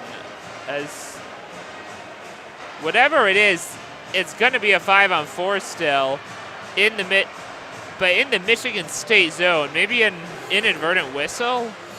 Yeah, I'm not sure, but Michigan has a face-off, lost by Brindley, and Michigan State has it around their net. Winding up is David Gucciardi, and they have it into Michigan zone, but intercepted by Dylan Duke, and he just chucks it down the ice. St. Cyr controlling it. In Michigan State, it's Gucciardi winding up again into the zone. Michigan State controls in the zone. Top right circle. Bringing it around to the left side. Gucciardi up top, almost intercepted by Hughes. Michigan State has it. Top right circle. Down low, a shot saved by Portillo. Yeah, great save there, great cover up. Give himself a quick breather here. They'll face off to his left side. Only 31 seconds left on the penalty. So if Michigan can get one more clear out, they should be in pretty good shape to escape this without any damage and hopefully exit the second period still holding this 1-goal lead. If not, if they're not able to expand it even further in the final minute plus. Michigan wins the face-off. Edwards couldn't control it. Michigan State has it down low on the left side. A shot, a bad angle shot, almost goes in. Portillo saves it looks like, but the referees are talking. I think they're going to call a penalty against Ethan Edwards. And they are. This is just a disastrous situation if you're Michigan. I mean, the good news is that there's only 16 seconds, so it's not like there's a ton of time with the 5-on-3, but still, that could give Michigan State a couple opportunities. Now you're talking about Michigan State, if they're not able to tie it here, entering the third period, still having almost a minute on a power play. Just undisciplined play by Michigan, and it has not, well, it did come back to cost. The Michigan State got one power play goal, but it hasn't cost them since. Very well could. Yeah, 5-on-3. You say has it shot is not really shot at all. It's like a broken stick. I don't know what happened there. Almost just a complete whiff. Yeah. Hughes tries to control it. Michigan State makes the Michigan players out of the box. And it's back to a 5-on-4. Lucky for Michigan there. Shot redirected, but it's wide of the net. Michigan has it down low. Trying to wrap around. And it is out of the zone. You got 20 seconds left. Michigan State brings it into zone, and it's going to be offsides. And that's something we've seen Michigan State do a lot, just not resetting properly before bringing the puck into the Michigan zone, killing their chances, and also taking more time off here on power plays. I think Michigan's biggest issue has been errant passes. Michigan State's has been giveaways, as you've mentioned, and also offside calls. Got 10 seconds left. as this period is going to expire. As Michigan State maybe tries to get a shot, but no. The second period will expire here. Michigan leads 3-2 as there's some more extracurriculars led by Nolan Moyle. 3-2 Michigan. However, Michigan State still has 56 seconds left on a penalty to start the third period. And Zach, what does Michigan need to do to kind of clean up their game? Because they've been playing a little sloppy, a little missed opportunities. I mean, on their last power play, Michigan State had more chances than them. They were shorthanded. So, I mean, what do you think Michigan needs to do? I mean, for one, they have to keep their guys out of the penalty box because it's just virtually impossible to control the puck consistently when you're down a man. Beyond that, it's really, I think, and it at times has worked tonight, but I just don't like the philosophy of trying to... I think... So Michigan only has 14 shots on goal. Michigan State 17.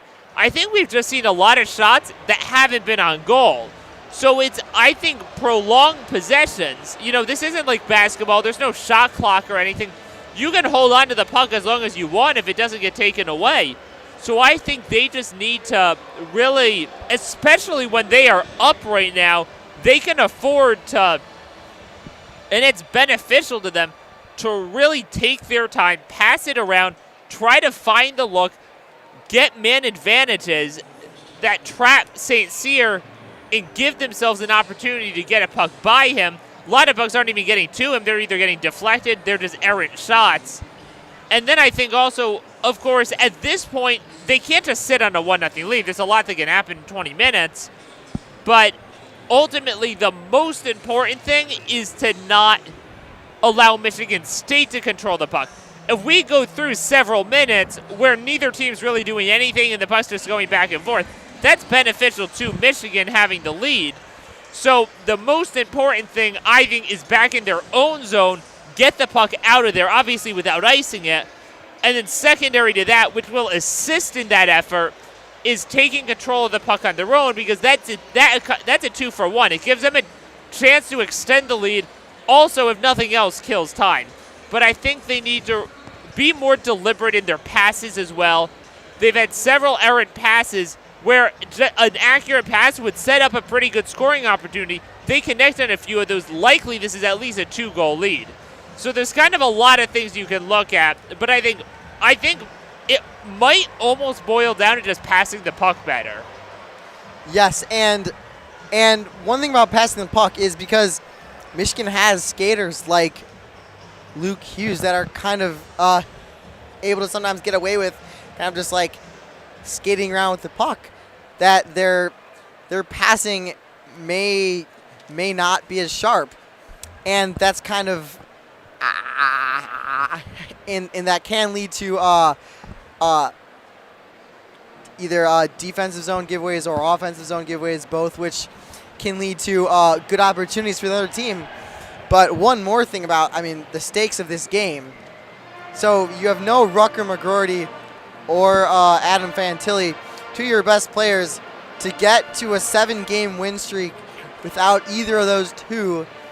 I think that will be kind of huge, as if we look at the Big Ten standings, Michigan is 12-8. They're one of 3 teams over 500 in the Big Ten, along with Minnesota and Ohio State. You see Michigan State sitting there at 9-10-2. If Michigan wants a chance to catch Minnesota, they kind of have to win this game, as Minnesota only has 4 games left, and they don't really look to be slowing down. So if they want to try and win the Big Ten, they kind of have to win every game here on out. Well, I think, Michigan with 5 games left, the most points they can get to is 48. Minnesota has 46. It's really not a realistic goal at this point. The biggest thing for Michigan, last year they were the number 2 seed. Last year they went into the final week of the season controlling the 1 seed. They then got swept at Notre Dame. They fell to 2, but they were able to go into Minnesota and win the Big Ten Conference title game, take the conference, get a 1 seed in the tournament. Of course, Minnesota got a 2 seed. Both teams made it to the Frozen Four where they lost in the semifinals. But if you look at the standings, there was a huge logjam, a 4-way tie for second place at 30 points. Going into yesterday, Michigan was the only team to win out of that. So Michigan now is in second place at 33. You've got Penn State, Michigan State, Ohio State all at 30. Notre Dame at 29 points. Wisconsin's way at the bottom with 12. Jesus Christ. Wisconsin. Oh, no. If 3-16. If Michigan State wins this game, they tie Michigan again. If Michigan wins, they give themselves a 6-point lead. On top of that, you've got Ohio State lurking. Michigan, of course, they go next Thursday, they play at Ohio State. Then next Saturday, they go to the Cleveland Browns Stadium for the face-off on the lake. WCBN will be sending crews to both of those games. Thursday night at 7 p.m. in Columbus, 4 p.m. next Saturday in Cleveland. And what will be a great Michigan sports doubleheader as they then next Saturday at 8 p.m. host Michigan State in basketball. But going back to the standings here, everything's just so tight. And Michigan's the 2 seed. That means, one, they play Wisconsin in the quarterfinals, which is massive given how much of a difference there is. Remember, the entire conference, save from Wisconsin, is ranked right now. So they get the 2 seed, they get that. Then they get they get a semifinal game at home guaranteed. And if Minnesota happens to get upset, they could potentially have the entire tournament run through Ann Arbor. On the other hand, they lose this game, things really become dicey, and then they might end up in a situation they might need to sweep Ohio State. Michigan goes at Ohio State 2 games, and they finish at home to Notre Dame, who even Notre Dame is close. It really comes down to everyone in this conference just being so tight, except Minnesota way up top and Wisconsin way at the bottom. It's not inconceivable for Michigan to finish 6th in the conference. It's unlikely, but it could happen. They win out. They do control the 2 seed, and they would make sure the only place they would travel would be likely at Minnesota in the conference title game, and possibly not even that. Yeah, and the children of Yost want to have their home ice for this team. And, I mean, they're always a huge factor, obviously, not just the fans, but the travel, although the Big Ten, I mean, everything's really close together, and you got just like Penn State is just way out there. They're just kind of way out there. Everybody else is kind of jumping up. But anyways, yeah, so we got 5 minutes left until the third period is going to start. And so you talked about the too many men on the ice penalties and how that's kind of it's just disappointing because they're so avoidable that, like, I don't know why they keep happening. I mean, what do you do to stop that? Is it just the guys on the bench staying in the game? Is the fault of whoever's on the ice not getting off fast enough? What is it? Yeah, I mean, it's a matter, and this is ultimately, it falls on the coach, and it's something they need to be practicing during the week. But I think you guys just have to know. You have to know, one, if you're going to be coming off the ice, you need to be skating there fast. But I think if you're coming onto the ice, you just need to be paying attention to what guys are doing coming off and not just rushing on. I think guys can only come off the ice so fast. So it's ultimately the responsibility, to me, of the entering players to make sure that the guys they're substituting for are, in fact, off the ice. Because, as you mentioned, this can't keep happening, and it's almost unexplainable how they haven't figured it out at this point. I think it falls on coaching more than anything else, because this is just something you need to practice, and it really is a fundamental of hockey, or, I mean, any sport, honestly, for that matter, how to substitute. Well, So So when I was a squirt playing hockey, this it's fairly simple. Like you don't have to you don't have to be exactly on the ice exactly when they come off the ice. Just don't be dumb about it. It's very simple. And you're a college hockey team. You shouldn't have to practice this. Like this is something you learn when you're mites. And somehow I don't know what it is, but it's just dumb mistakes that just can't be happening to a team of this caliber. Yeah, and we talked about the lack of puck control that we've seen from Michigan at times. And then it's really these types of mistakes that are just killing for them. Like, you're going to get penalties. It's inevitable. You're going to have times you're slashing, interfering, whatever. That's just part of the game. Obviously, hockey's a physical sport. You can't just stay off of your opponents all the time, no. But you can stay on the bench. Now, I don't have the hockey playing experience that you do, but, if you could, at whatever level you were playing at, that's not the collegiate level, figure it out, you'd think number 5 ranked team in the country would know how to substitute properly. So it's just one of those things. Obviously, it's not the only reason Michigan's had, of course, they're on a 6-game winning streak now. It's not the only reason they've had struggles at times, but it's might be the most unacceptable reason. Yeah, I don't know if any of my hockey teams ever practiced getting on and off the ice, which is, there are a lot more important things to practice, which is kind of, it's just very easy. You just get out, when they're a foot away, just get off the ice. But it is hard because you don't want because with line changes, there is a bit of a time gap where when someone's getting off and someone's getting on, it takes time to build up speed, to know where the puck is, to get yourself into the game. Anyways, we got a minute left to the third period. I'm gonna hand it off to Stevie, and him and Zach are gonna take you the rest of the way. So as Kobe mentioned, we have under a minute left to go here in the second intermission, getting set for the third period. Wolverines up 3-2 as they rattled off 2 goals quickly in the second period. Michigan State had scored a power play goal. It was Jeremy Davidson with that goal, 8:09 into the second period, to give Michigan State a 2-1 lead. But then 30 seconds later, Dylan Duke scored to tie it, and less than a minute after that, Frank Nazar scored to give Michigan the lead. So, and then we haven't seen much since. Yeah. You look back at the first period, each team scored 1 goal, and they were a couple minutes apart. So we've seen a lot of dead time offensively with kind of one spurt of action in each period.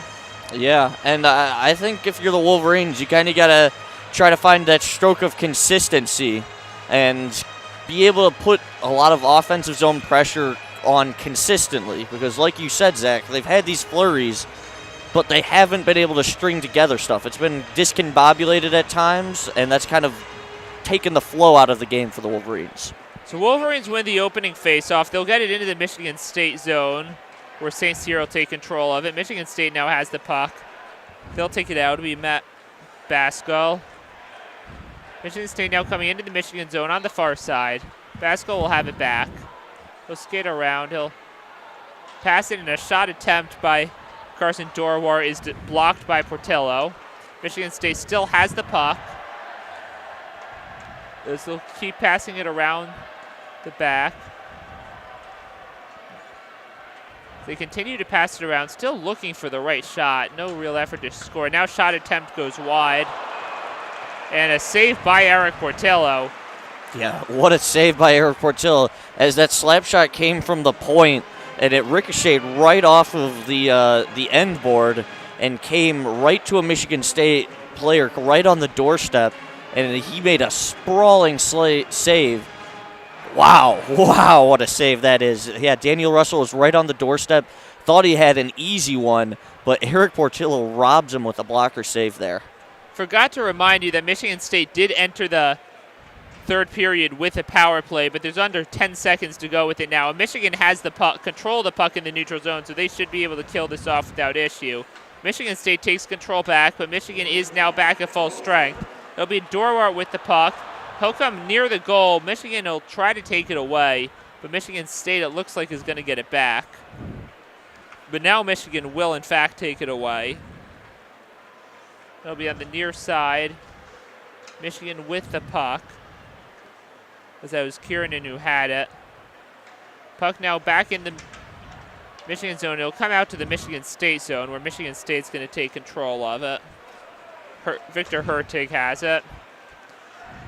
Now it'll go back into their zone. Michigan Sam Skevich trying to get it around several Spartans. He's not able to do so, as Michigan State will clear it, but Michigan will promptly take the puck back on the near side. It'll go into the Michigan State zone.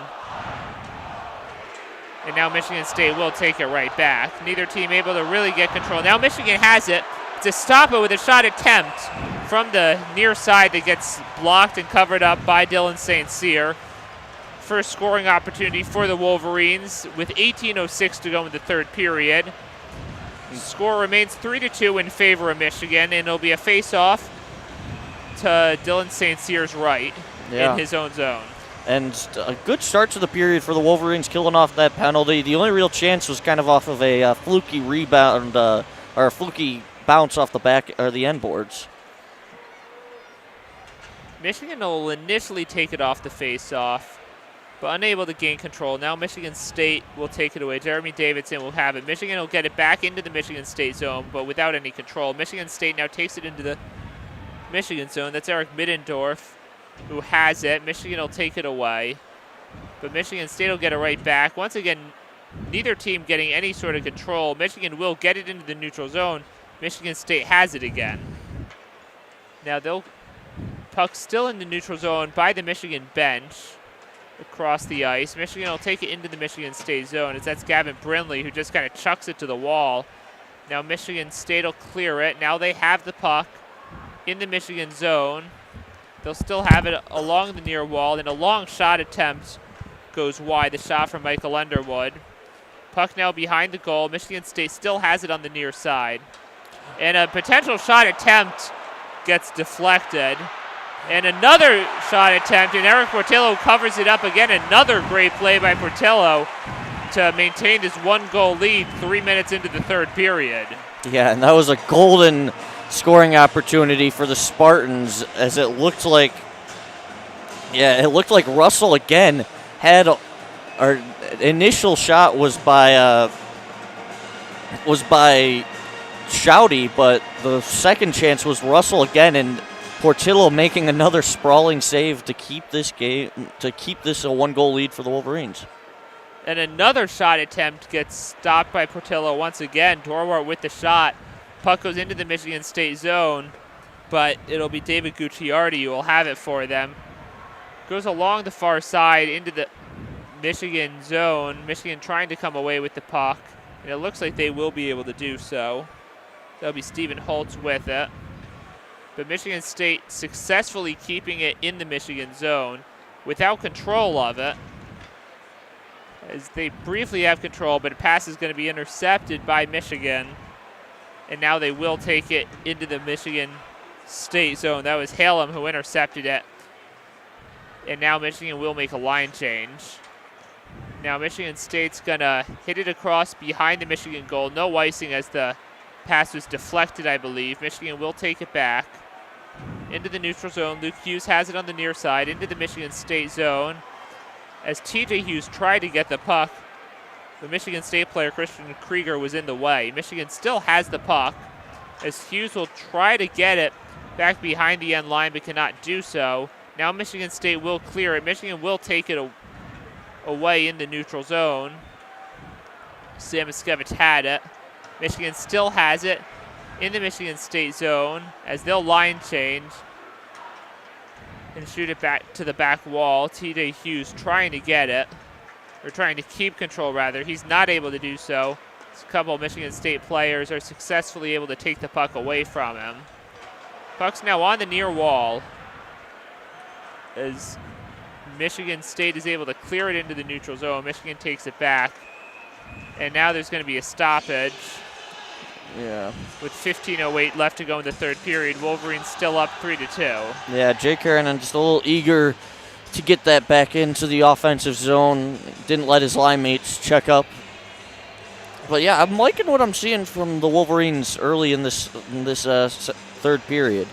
Michigan State still definitely has had the better chances so far, but the Wolverines have kind of slowed it down a little bit, kind of let this game ease a little bit. This Michigan State shot attempt will be deflected by Portillo, so he's facing a lot of pressure in the first 5 minutes here. Now puck in the far corner. Michigan's going to at least clear the puck, if not control it. And it looks like Estapa will have control. He'll pass it back into his own zone. It's now Ethan Edwards who has it. He'll pass it to Estapa, who his pass across the ice will get deflected by Michigan State. Now a little bit of a loose puck. It's ultimately going to be Michigan State who comes away with it. Hertig has it. As Michigan State will now ice it, and the puck will move back over into the Michigan State zone.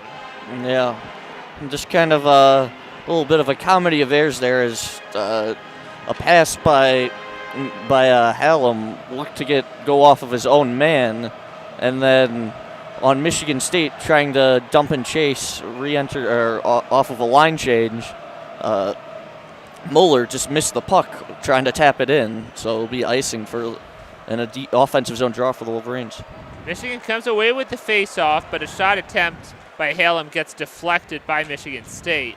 Now another shot attempt goes wide left, coming off from the left side of the goal. Now on the near side, little fight for the puck, and Michigan State will try to clear it. They cannot. Hallam is there once again to keep it in the zone. And a shot attempt will go right into a kind of scrum of players as Michigan still maintaining control. No real strategy, it appears here. They'll pass it off to the far side, and now Michigan State, it looks like, will be able to clear it, and they will. It'll be Hertig with it, taking it into the Michigan zone, where Portillo will take control of the puck behind his goal.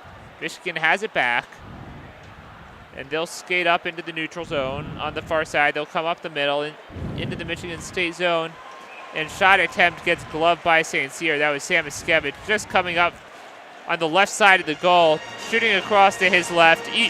Relatively easy glove for St. Cyr, and we'll have another face-off with 13.5 to go.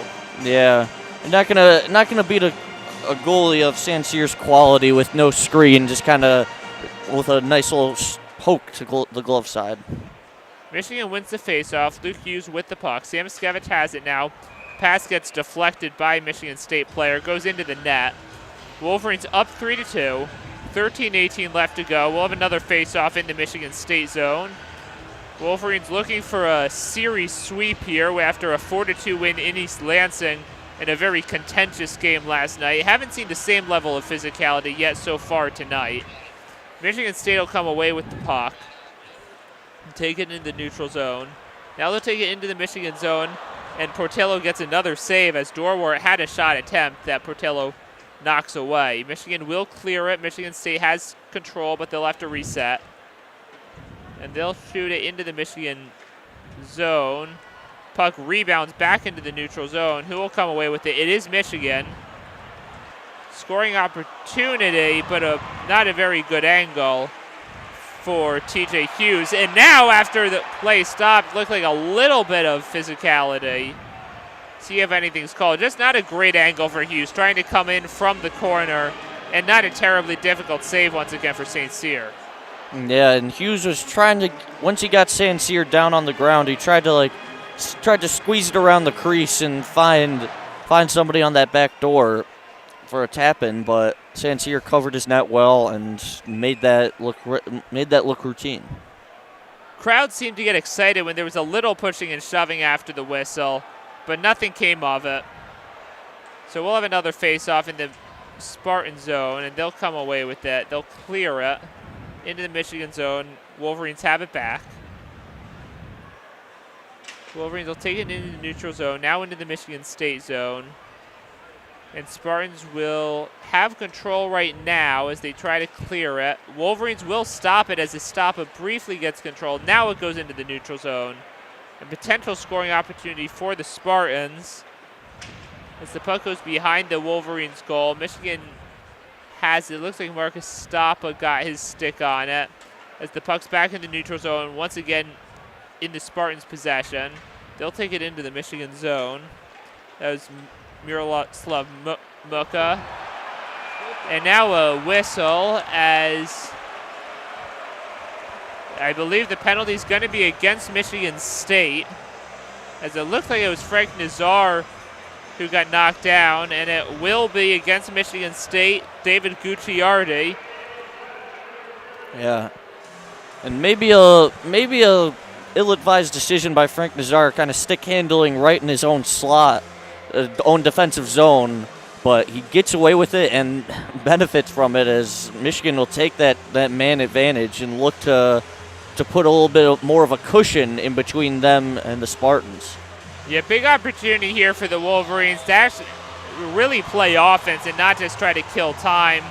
Up a man, that'll take it down basically to halfway through the third period. There's 11:58 to go right now. Wolverines up 3-2, but they would really love to get another goal and put the score of this game where last night's finished at. So Wolverines won that one 4-2. So the faceoff will be to Dylan St. Cyr's left, and Michigan State will come away with that.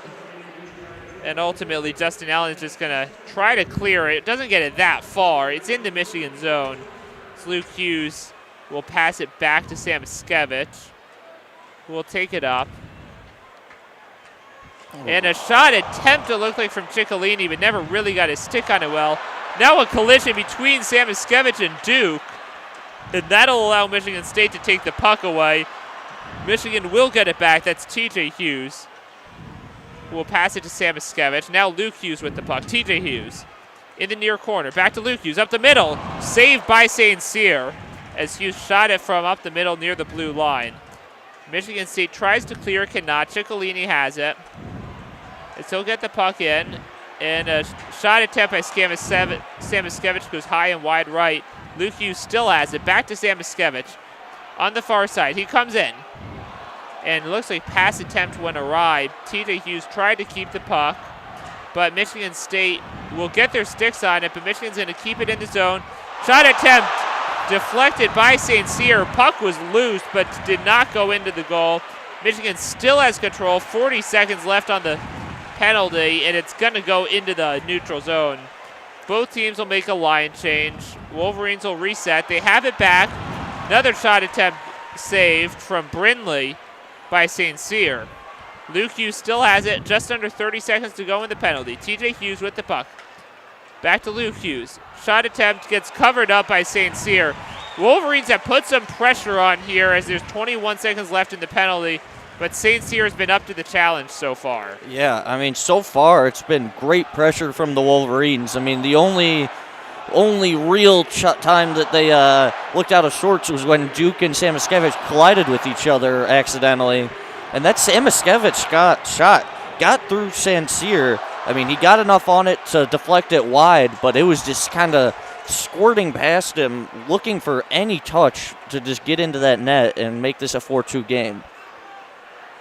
And now there's going to be a whistle of some kind here before the face-off occurs. 21 seconds left on the penalty. Wolverines will win the face-off. Ethan Edwards has the puck. And a shot attempt gets saved once again. The shot coming from Nazar. Spartans will clear it. Only 10 seconds before they return to full strength. Does not look like the Wolverines are going to get another shot off as the puck is still in their own zone. So we have hit the halfway point of the third period. Wolverines up 3-2. Spartans are back to the full strength. Wolverines had chances, could not capitalize. Shot attempt, another shot saved. This one by Jay Kiernan. St. Cyr deflects it away again. Puck's going to just get into the neutral zone. Spartans will take it back into their own zone, but now they'll get into the neutral zone. Now it's in the Michigan zone. Spartans have control on the near side. And a shot attempt saved by Portello. Jorwar had the shot. Coming up from the corner on the right side. And now with 9:34 left in the third period, We'll have a media stoppage here. Wolverines still up 3-2. They had good chances on that power play, but just were not able to capitalize. Yeah, you're right, Zach. I mean, so far, it's looked good for the Wolverines, if you're a Wolverines fan, through this first 10 minutes, 30 seconds of the third period.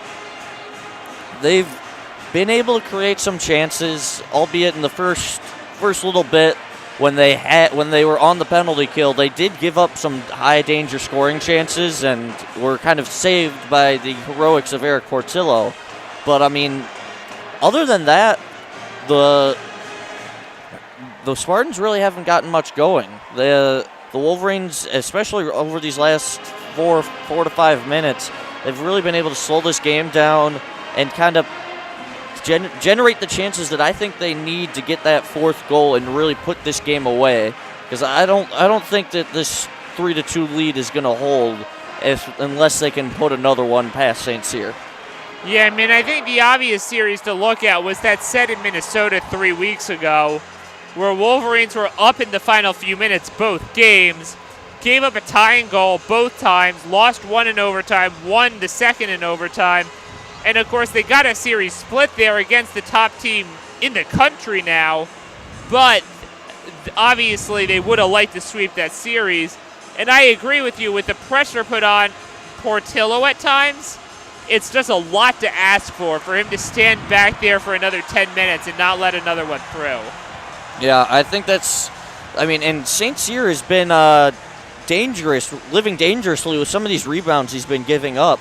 So if you're the Wolverines, you got to be aggressive, and when a shot comes in, you kind of got to be expecting it to come off of him, because for the most part, basically most shots that have not been easily gloved or caught have come off with some either big rebounds or just kind of loose pucks out in front that the Wolverines should be trying to capitalize on more. And we saw that's how Muka scored the first goal for Michigan State in the first period. Was a shot that rebounded off Portillo. He got a second chance and took advantage of. We're back, and Sam Iskevich gets hit and goes down. No penalty called, and a shot attempt saved by Portillo. So that was Gucciardi with the attempt. So once again, another shot on Portillo. But yeah, as you mentioned, they've had chances, and it does almost seem like they're not ready to take advantage of those such valuable second opportunities. Yeah. And Sam Iskevich was asking and pleading for a penalty there. And it looks like we're going to get a review as to whether, because Sam Iskevich took a tough hit on that. I'm not exactly sure what happened. We will see a replay in a few moments to kind of see what they're looking at. But I think, unfortunately for Sam Iskevich, he's going to – the fact that this was not called a penalty on the ice, yeah, I don't see enough in that where that may have been a minor penalty, but I don't think there's enough in that to extend that to a major penalty, unfortunately, for Sam Iskevich. The refs may see otherwise, which would be another great opportunity for Michigan to get on the power play for the half of the remaining game time. Yeah, of course, as you mentioned, without any penalty call on the ice, it would have to be a major. The only thing I could think of, and they haven't shown any replays here yet, only thing I could think of is if the contact is to the head, that would generally warrant a major in game misconduct. But otherwise, it's just tough to see anything else that would rise to the level of a major penalty. But as you mentioned, would, even if the Wolverines didn't score on it, kill half the game for Michigan State that's remaining. So big call here. Didn't look like anything super malicious unless the contact was directed to the head area. That's what we've seen they really do crack down on. Yeah, I mean, it looked like may have been contact to the head or neck area, but it more looked like a Michigan State player was looking to play the puck. We'll get the call now.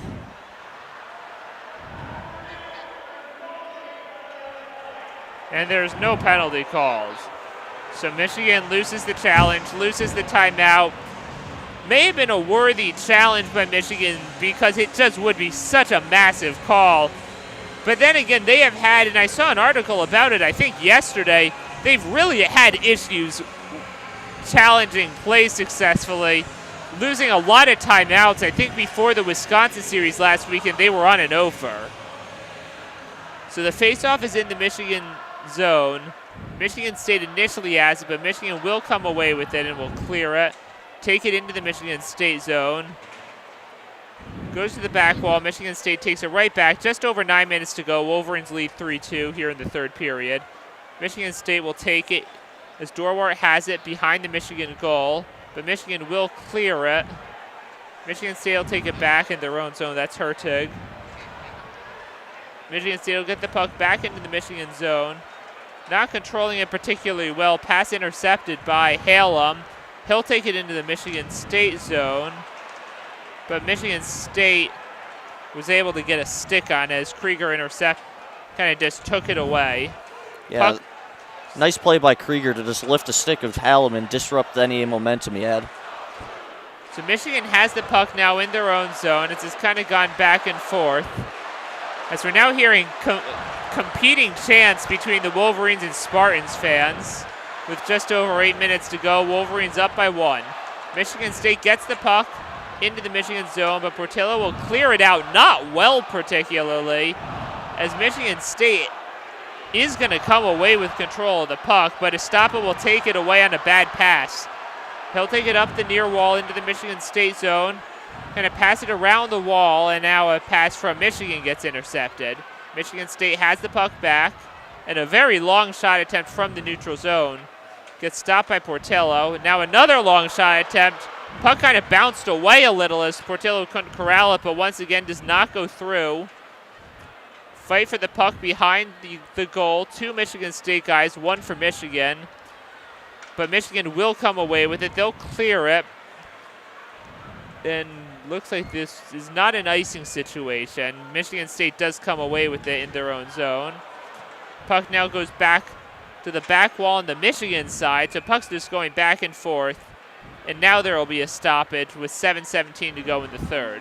Yeah, and as you alluded to earlier in the period with like the kind of offensive spurts that have been happening in this game, we're seeing it once again where these last 2 to 3 minutes have been kind of discombobulated from both teams. I mean, Michigan State's had offensive zone time, but they haven't really done much with it other than a couple late shots for Portillo. Michigan will clear the puck out of their own zone without control, to the point you mentioned, neither team really doing much of anything with the puck, which would play to Michigan's advantage as they're up 1 with 7 minutes to go. Now Michigan has it. TJ Hughes has it in the Michigan State zone, waiting for his teammates to get there. He'll pass it into the screen behind the Michigan State goal, and so we'll have a face-off under 7 to go. Yeah, a real nice move by TJ Hughes right there as he kind of to control that puck and continue to keep it in the zone. He pulls it around David Gucciardi of the Spartans. Michigan State will win the faceoff in their own zone. They'll take it up into the neutral zone. Puck will go behind the Michigan goal. Portillo has it, and he'll pass it over to Ciccolini on the near side. But Michigan State's able to keep it in the Michigan zone. Now Michigan will clear it. They'll get it into the Spartan zone, but without any control. Now Wolverines will try to take it away. It'll just go behind the goal where St. Cyr has it. And now it's Dorwart with the puck in the neutral zone. Now in the Michigan zone. No teammates around to pass to. He'll skate behind the goal. And now Michigan will get a stick on it, but cannot quite clear it. Michigan players are in the way of any potential shot attempt. Estapa will take the puck.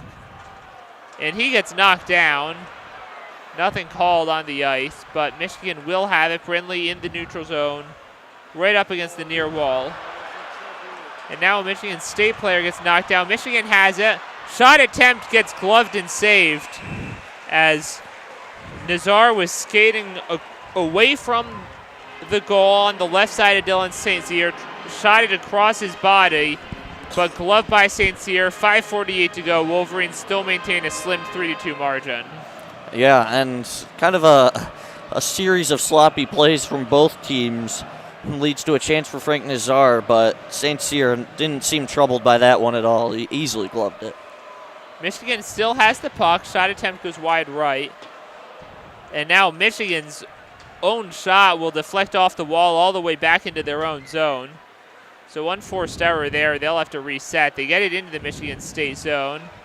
Now a fight for the puck on the near wall. Dylan Duke's kind of in the center of it, but there's a few Spartans around. And ultimately it will be Gucciardi who comes away with it. He'll clear it. It'll go to the wall on the Michigan side. They'll have it. Dylan Duke now has it. As he'll get it into the neutral zone. Michigan State takes it right back in their own zone. They'll get it into the Michigan zone. Michigan State has it. Tiernan Shouty has it. Puck goes around to the far side. Michigan State keeps it in the zone. And Michigan State will tie the game. Goal scored by Michael Underwood with 4:55 to go. From the right of the goal, near the blue line, just shoots it and gets it past Portillo, and it's 3-3. Yeah, and good use of the screen there by Underwood. Not a lot of power on that shot, but I don't think Portillo, it doesn't look like Portillo ever saw that puck, as that was just on the ground the entire way. Good screen there by Muka, and ties the game, because, that went 5-hole, and Portillo didn't even try to get down into the butterfly stance on that one. So you were right that this 3-2 lead was not going to be sustainable. It's a new game with under 5 to go, as puck will now be in the neutral zone. Michigan State has it. Michigan will deflect it back into the neutral zone, but Michigan State will send it back into the Michigan zone, as it'll be Keaton Pearson who will skate behind his own goal to take control. He'll now pass it on the near side of Luca Fantilli. Now puck will go into the Michigan State zone, and it'll fly over the glass on the near side as a fan will get a souvenir.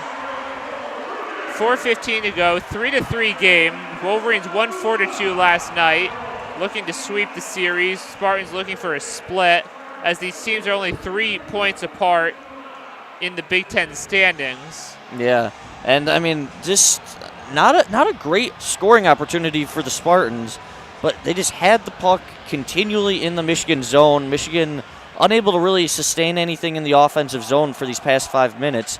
And you see what can happen when you don't get the puck out of your zone. The puck is now in the Michigan State zone, but Michigan hasn't been able to do anything with it, as the Spartans have had their sticks on the puck, just cannot clear it out. Puck's on the near wall. Wolverines still trying to get it. They can't. Spartans take full control of the puck. His shot attempt gets saved by Portillo. Eric Middendorf had a shot from the far corner that Portillo deflects away, and with 3.5 to go, this game remains tied. Wolverines have the puck behind their goal, as just kind of stalling for time there with Stephen Holtz, waiting for his teammates to get set. Now Dylan Duke will send it to the back wall, or he'll rather pass it into the screen, and so there will be a face-off. 3:20 to go, 3-3 game. Last game of the season between these teams, as they're announcing right now a record attendance for a Duel in the D game of 18,325, as this arena is very full and feels pretty evenly split between the two teams. Yeah, you can definitely hear both fan bases when they'll go green, go white, and the go blue chants start. Spartans have the puck in the Michigan zone with 3 minutes to go, as they're trying to set themselves up for a game-winning goal. Puck's behind the Michigan goal. They still come out with it, as Michigan will be able to take it away. TJ Hughes will have it, go into the Michigan zone. Pass gets intercepted by Cole Krieger for the Spartans. Puck goes into the neutral zone, but Wolverines are going to send it back into the Michigan State zone. Spartans come away with it once again. Bascal has it. Puck now goes behind the Wolverines goal. Luke Hughes will take it away. Now fight for the puck as Michigan State tries to keep it in the zone. They cannot. It's in the neutral zone. They have a reset. Puck goes back into the Michigan State zone. 2:20 to go. Tie game here. Wolverines have the puck.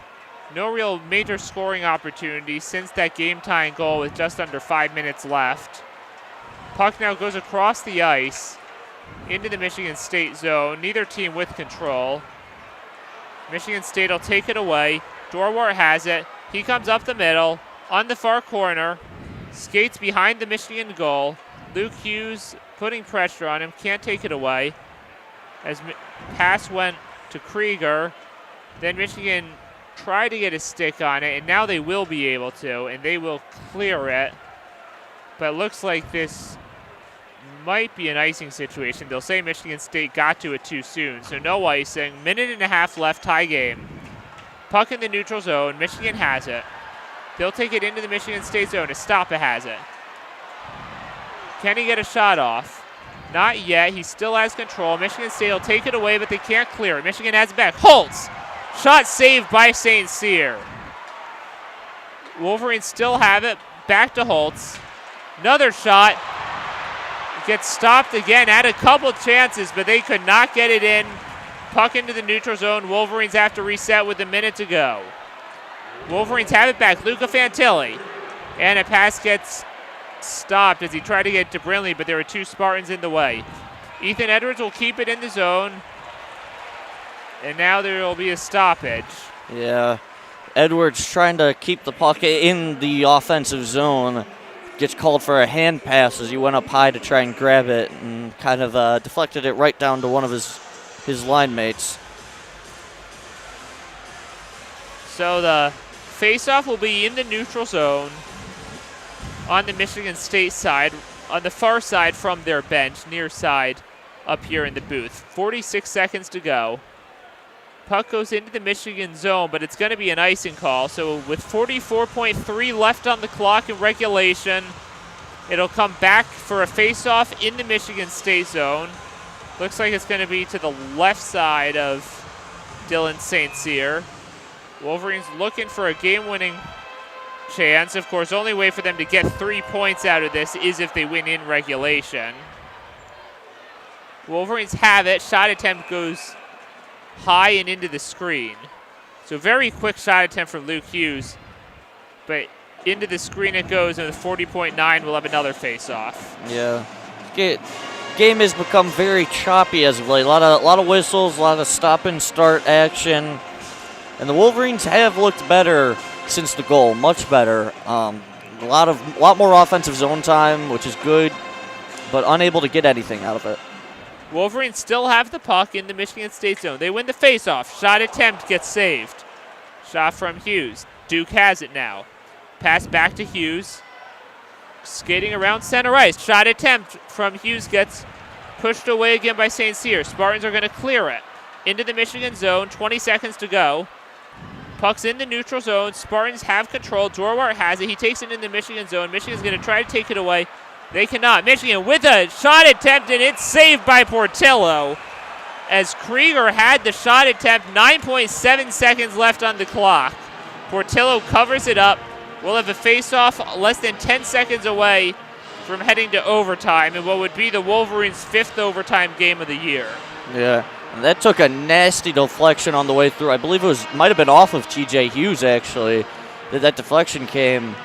And Eric Portillo almost got beat 5-hole, but able to save that one, cover it up, freeze it, and keep the Wolverines' hopes alive with just 10 seconds left. So game-saving stop there. The faceoff will be in the neutral zone, left side of Portillo, or in the Wolverine zone rather, left side of Portillo, with under 10 seconds away from heading to overtime. Faceoff will come. It is won by the Spartans. Shot attempt gets saved and covered up by Portillo, as I believe the shot came from Underwood. Portillo did not initially cover it cleanly, but then he fell on top of it before anyone else could get a stick on it. 5.8 to go, and we'll go right back for a faceoff.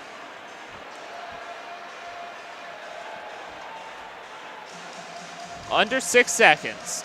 Faceoff is won by the Wolverines, and they're just going to skate around with it and let this game go to overtime. As time has expired here in the third period, The game is 3-3, and so we will head to overtime, ensuring that each team will get at least 1 point out of this game.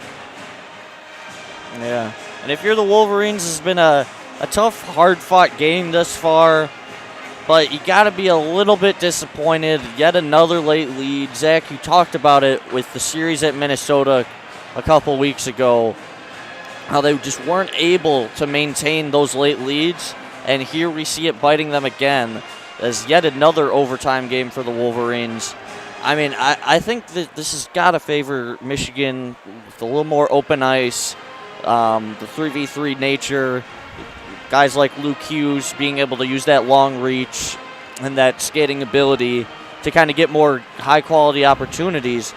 But it is a 3v3 overtime situation, so it's never a given. Obviously, one bounce of the puck could swing this game either way, so kind of disappointing if you're the Wolverines to have given up this 3-2 lead, but I think the Spartans have fully deserved it. I mean, they have had a lot of opportunities in this game, and while the one that got through Portillo may not have been their best opportunity, they'll take it nonetheless. Yeah, looking at the stats here, Spartans have outshot the Wolverines 32-27. Michigan's won faceoffs 39-35. Game's tied 3-3 here. As a reminder, 5-minute overtime, sudden death, 3 against 3. If it's still tied, then it'll go to shootouts. Winner will take 2 points. Loser will take 1. So the Wolverines ensure that they at least walk out of this weekend still in sole possession of second place. Michigan State also will only have a series left against Wisconsin next weekend. They are then done for the regular season. Wolverines still have 2 series left. At Ohio State next week, with the second game being at First Energy Stadium in Cleveland, and then a second series in 2 weeks at home against Notre Dame, with the Big Ten tournament starting with the best of 3 quarterfinals after that before the final 2 rounds are single games. Yeah, I mean, it's been a very, very entertaining, exciting game. That third period, a little lethargic. Both teams seem to be a little beat down from this series over the course of the first 5 periods. We'll see if we can get some exciting action here in this overtime period, though. So face-off goes into the Michigan zone, but they're going to take it away here in this 3-on-3 game. Luke Hughes has it. He's skating up the near side as he will not be able to get a shot off, as Michigan State player Baskal will get in his way. Yeah, kind of an ill-advised play there from Luke Hughes. Is he kind of tried to go 3-into-1, or 1-into-3 rather there, instead of waiting for his line mates to get out there and bring him some support. So Michigan State, Dormer will just kind of stall around for a little. Now Michigan State's going to take it in the Michigan zone. Krieger has it behind the goal. Halen will take it for Michigan, and he will take it up. Ethan Edwards, Gavin Bridley on the ice with him. He'll skate around across to the far side of the neutral zone, go back into his own zone. Edwards has it, as he'll take it into the neutral zone. Now come up the far side as St. Cyr will get a stick on it, knock it away. Michigan State has the puck in the neutral zone. Shot attempt goes wide as they had a chance. That was Shouty with it. Now another potential shot attempt gets blocked by the Wolverines as Gucciardi tried to shoot it. Wolverines have it. Halem takes it into the Michigan State zone, but he cannot get a shot off. Yeah, great play there defensively by Ethan Edwards as he laid out and made sure that Krieger could not get that shot off. We have 3:20 left in this overtime. 3:20 left here in overtime. Spartans have the puck in the Michigan zone, but Luke Hughes is going to take it away. Samoskevich has it. Wolverines will take it up the near side. Shot attempt saved and covered up by Dylan St. Cyr. Nazar went for the game-winning shot, but with 3:04 left, we'll have a face-off after St. Cyr covers it up to save the game. Yeah, I mean, nice job defensively there by Nicholas Moeller. as he just kind of made that it was a 2-on-1, but he just shut down the pass option to Samaskevich for Nazar. So he just made it simple for Sancerre, had to focus on one guy and one guy only, and he was able to stop it. Luke Hughes has it. He'll just keep it on the blue line. Now Brindley has it. As he'll skid around back, he loses it. It's going to come into the neutral zone. Wolverines will need to reset. Of course, they only have 3 on the ice. They have to reset. And now a collision, and there will be a stoppage. Collision was between Dylan Duke and Daniel Russell, I believe. And it's going to be Duke, I believe, going into the box. And this is a really bad situation for the Wolverines. There's 2:44 left in overtime. It's going to be 4-on-3 in favor of the Spartans for the next 2 minutes. And this is how we saw the Wolverines lose that overtime game in Minneapolis 3 weeks ago. Yeah, and just kind of sloppy with the puck. Dylan Duke lost concentration and then didn't want to give up the opportunity. And so he unfortunately tripped Russell. 4-on-3 now, as it is simply a survival game for the Wolverines. As the puck is in their zone, and it will get cleared out into the neutral zone. Spartans will take it. Baskell has it. He'll pass it to Dorward on the near side. Comes into the Michigan zone. As Nolan Moyle will successfully take it away. He's got a breakaway. Wolverines have a chance for a shorthanded goal. Moyle still has it. And it'll be passed back to Portillo, but Wolverines have control of the puck, down a man. Luke Hughes has it. Now it goes back to Moyle, I believe. Now it's Keaton Pearson. So those are the 3 skaters on for the Wolverines, to Hughes. And Hughes is just going to chuck it back to the Michigan State zone. Wolverines didn't like the looks. Minute 45 left in overtime, minute left on the penalty. Spartans have it. They'll take it up into the Michigan zone. Luke Hughes trying to get in the way. He's not able ultimately to take control of the puck. Spartans have it. Shot attempt goes wide. As Gucciardi had a chance, Spartans still have it. Gucciardi has the puck back. As he'll pass to Davidson. To Gucciardi. Shot, attempt, saved by Portillo. Brindley has his stick on it. He's going to clear it. 30 seconds left on the penalty. Minute 13 in overtime. As teams will reset. Spartans will take the puck into the Michigan zone. Russell has it for the Spartans. Passed along the back wall. Michigan trying to come away with it. They are not able to do so yet. But now Ethan Edwards will take it as he's going to break away. It's in the neutral zone, and he's got a chance here. Nolan Moyle with it. And a pass gets intercepted as Moyle was trying to pass it to Edwards. He cannot.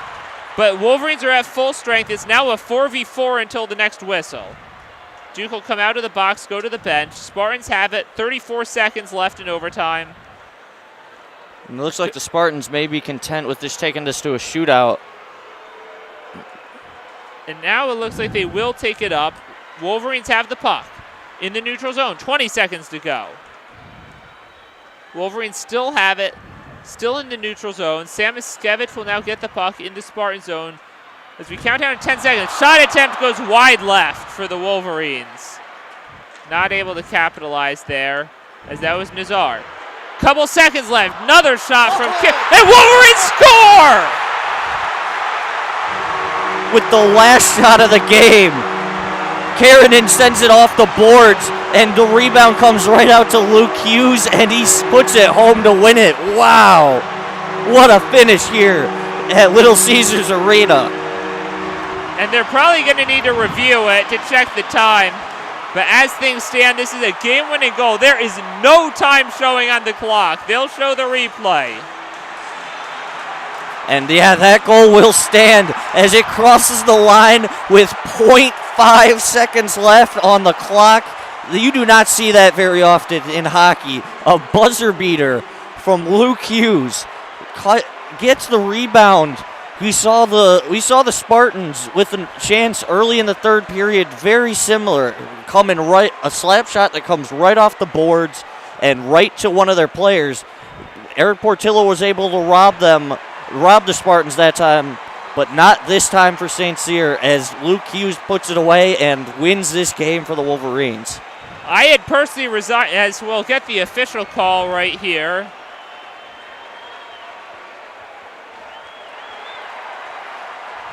And it is a goal, and the Wolverines will win it 4-3 in overtime. I had to resign myself to a shootout after that shot from Kieran and went wide left. Really did not see what happened, but rebounded right to Luke Hughes, who was able to get it in, and with that, the Wolverines sweep this series, win their 7th straight duel in the D. Michigan State only took the first one. Wolverines will take 5 of the 6 points in this series. They're now 3-2 in overtime games in Big Ten play.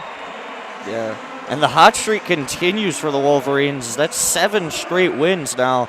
And, I mean, if you're a Wolverines fan, you got to be really happy with how this team is starting to come together.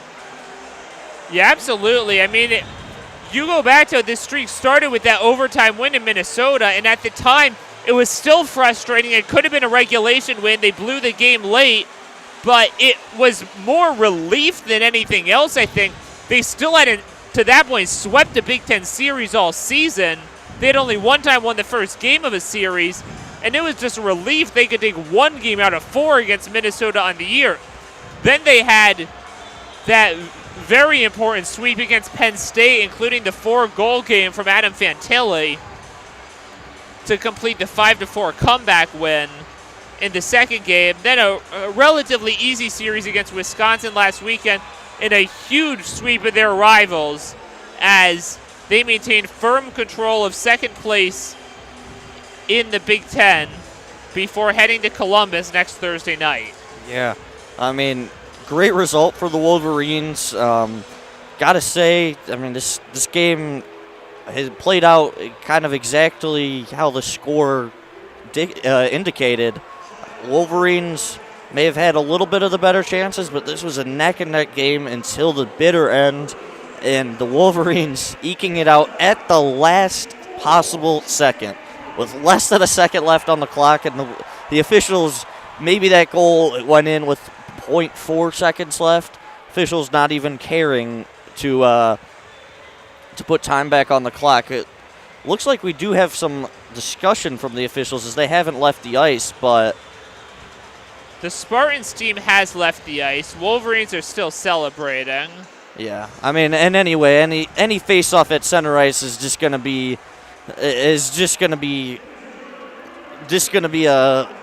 something to complete the game. I mean, there's no chance anything would happen in that 0.4 seconds. Well, it is, I believe, a sudden death. Oh, that's right. Yeah, Overtime, that is true. That didn't matter. There, technically, it happened with 0.4 seconds left. Not going to make any impact. So final stats, Wolverines outshot 33-30. They won faceoffs 42-35. Wolverines ultimately able to come away with the big win. They have looked a lot better in this 7-game winning streak. There were frustrating moments here in this game, but they were able to come away with it. Just played as you mentioned, played a little better than the Spartans in the end and turned into a narrow margin of victory. And Stevie, any last thoughts here before we close out this broadcast? Not much. Just kind of love to see more consistency out of the Wolverines as they've built on this win streak. And especially without one of their best players in Adam Fantilli and Rucker McGorty being out, able to grind out a win. Not maybe having their best team out there is always something you like to see. That means that there's committal and buy-in from each and every player on the team, which is very important for a successful team, especially with the amount of injuries that the Wolverines have had to sustain. So just a great result here for the Wolverines and a great day of hockey here at Little Caesars Arena.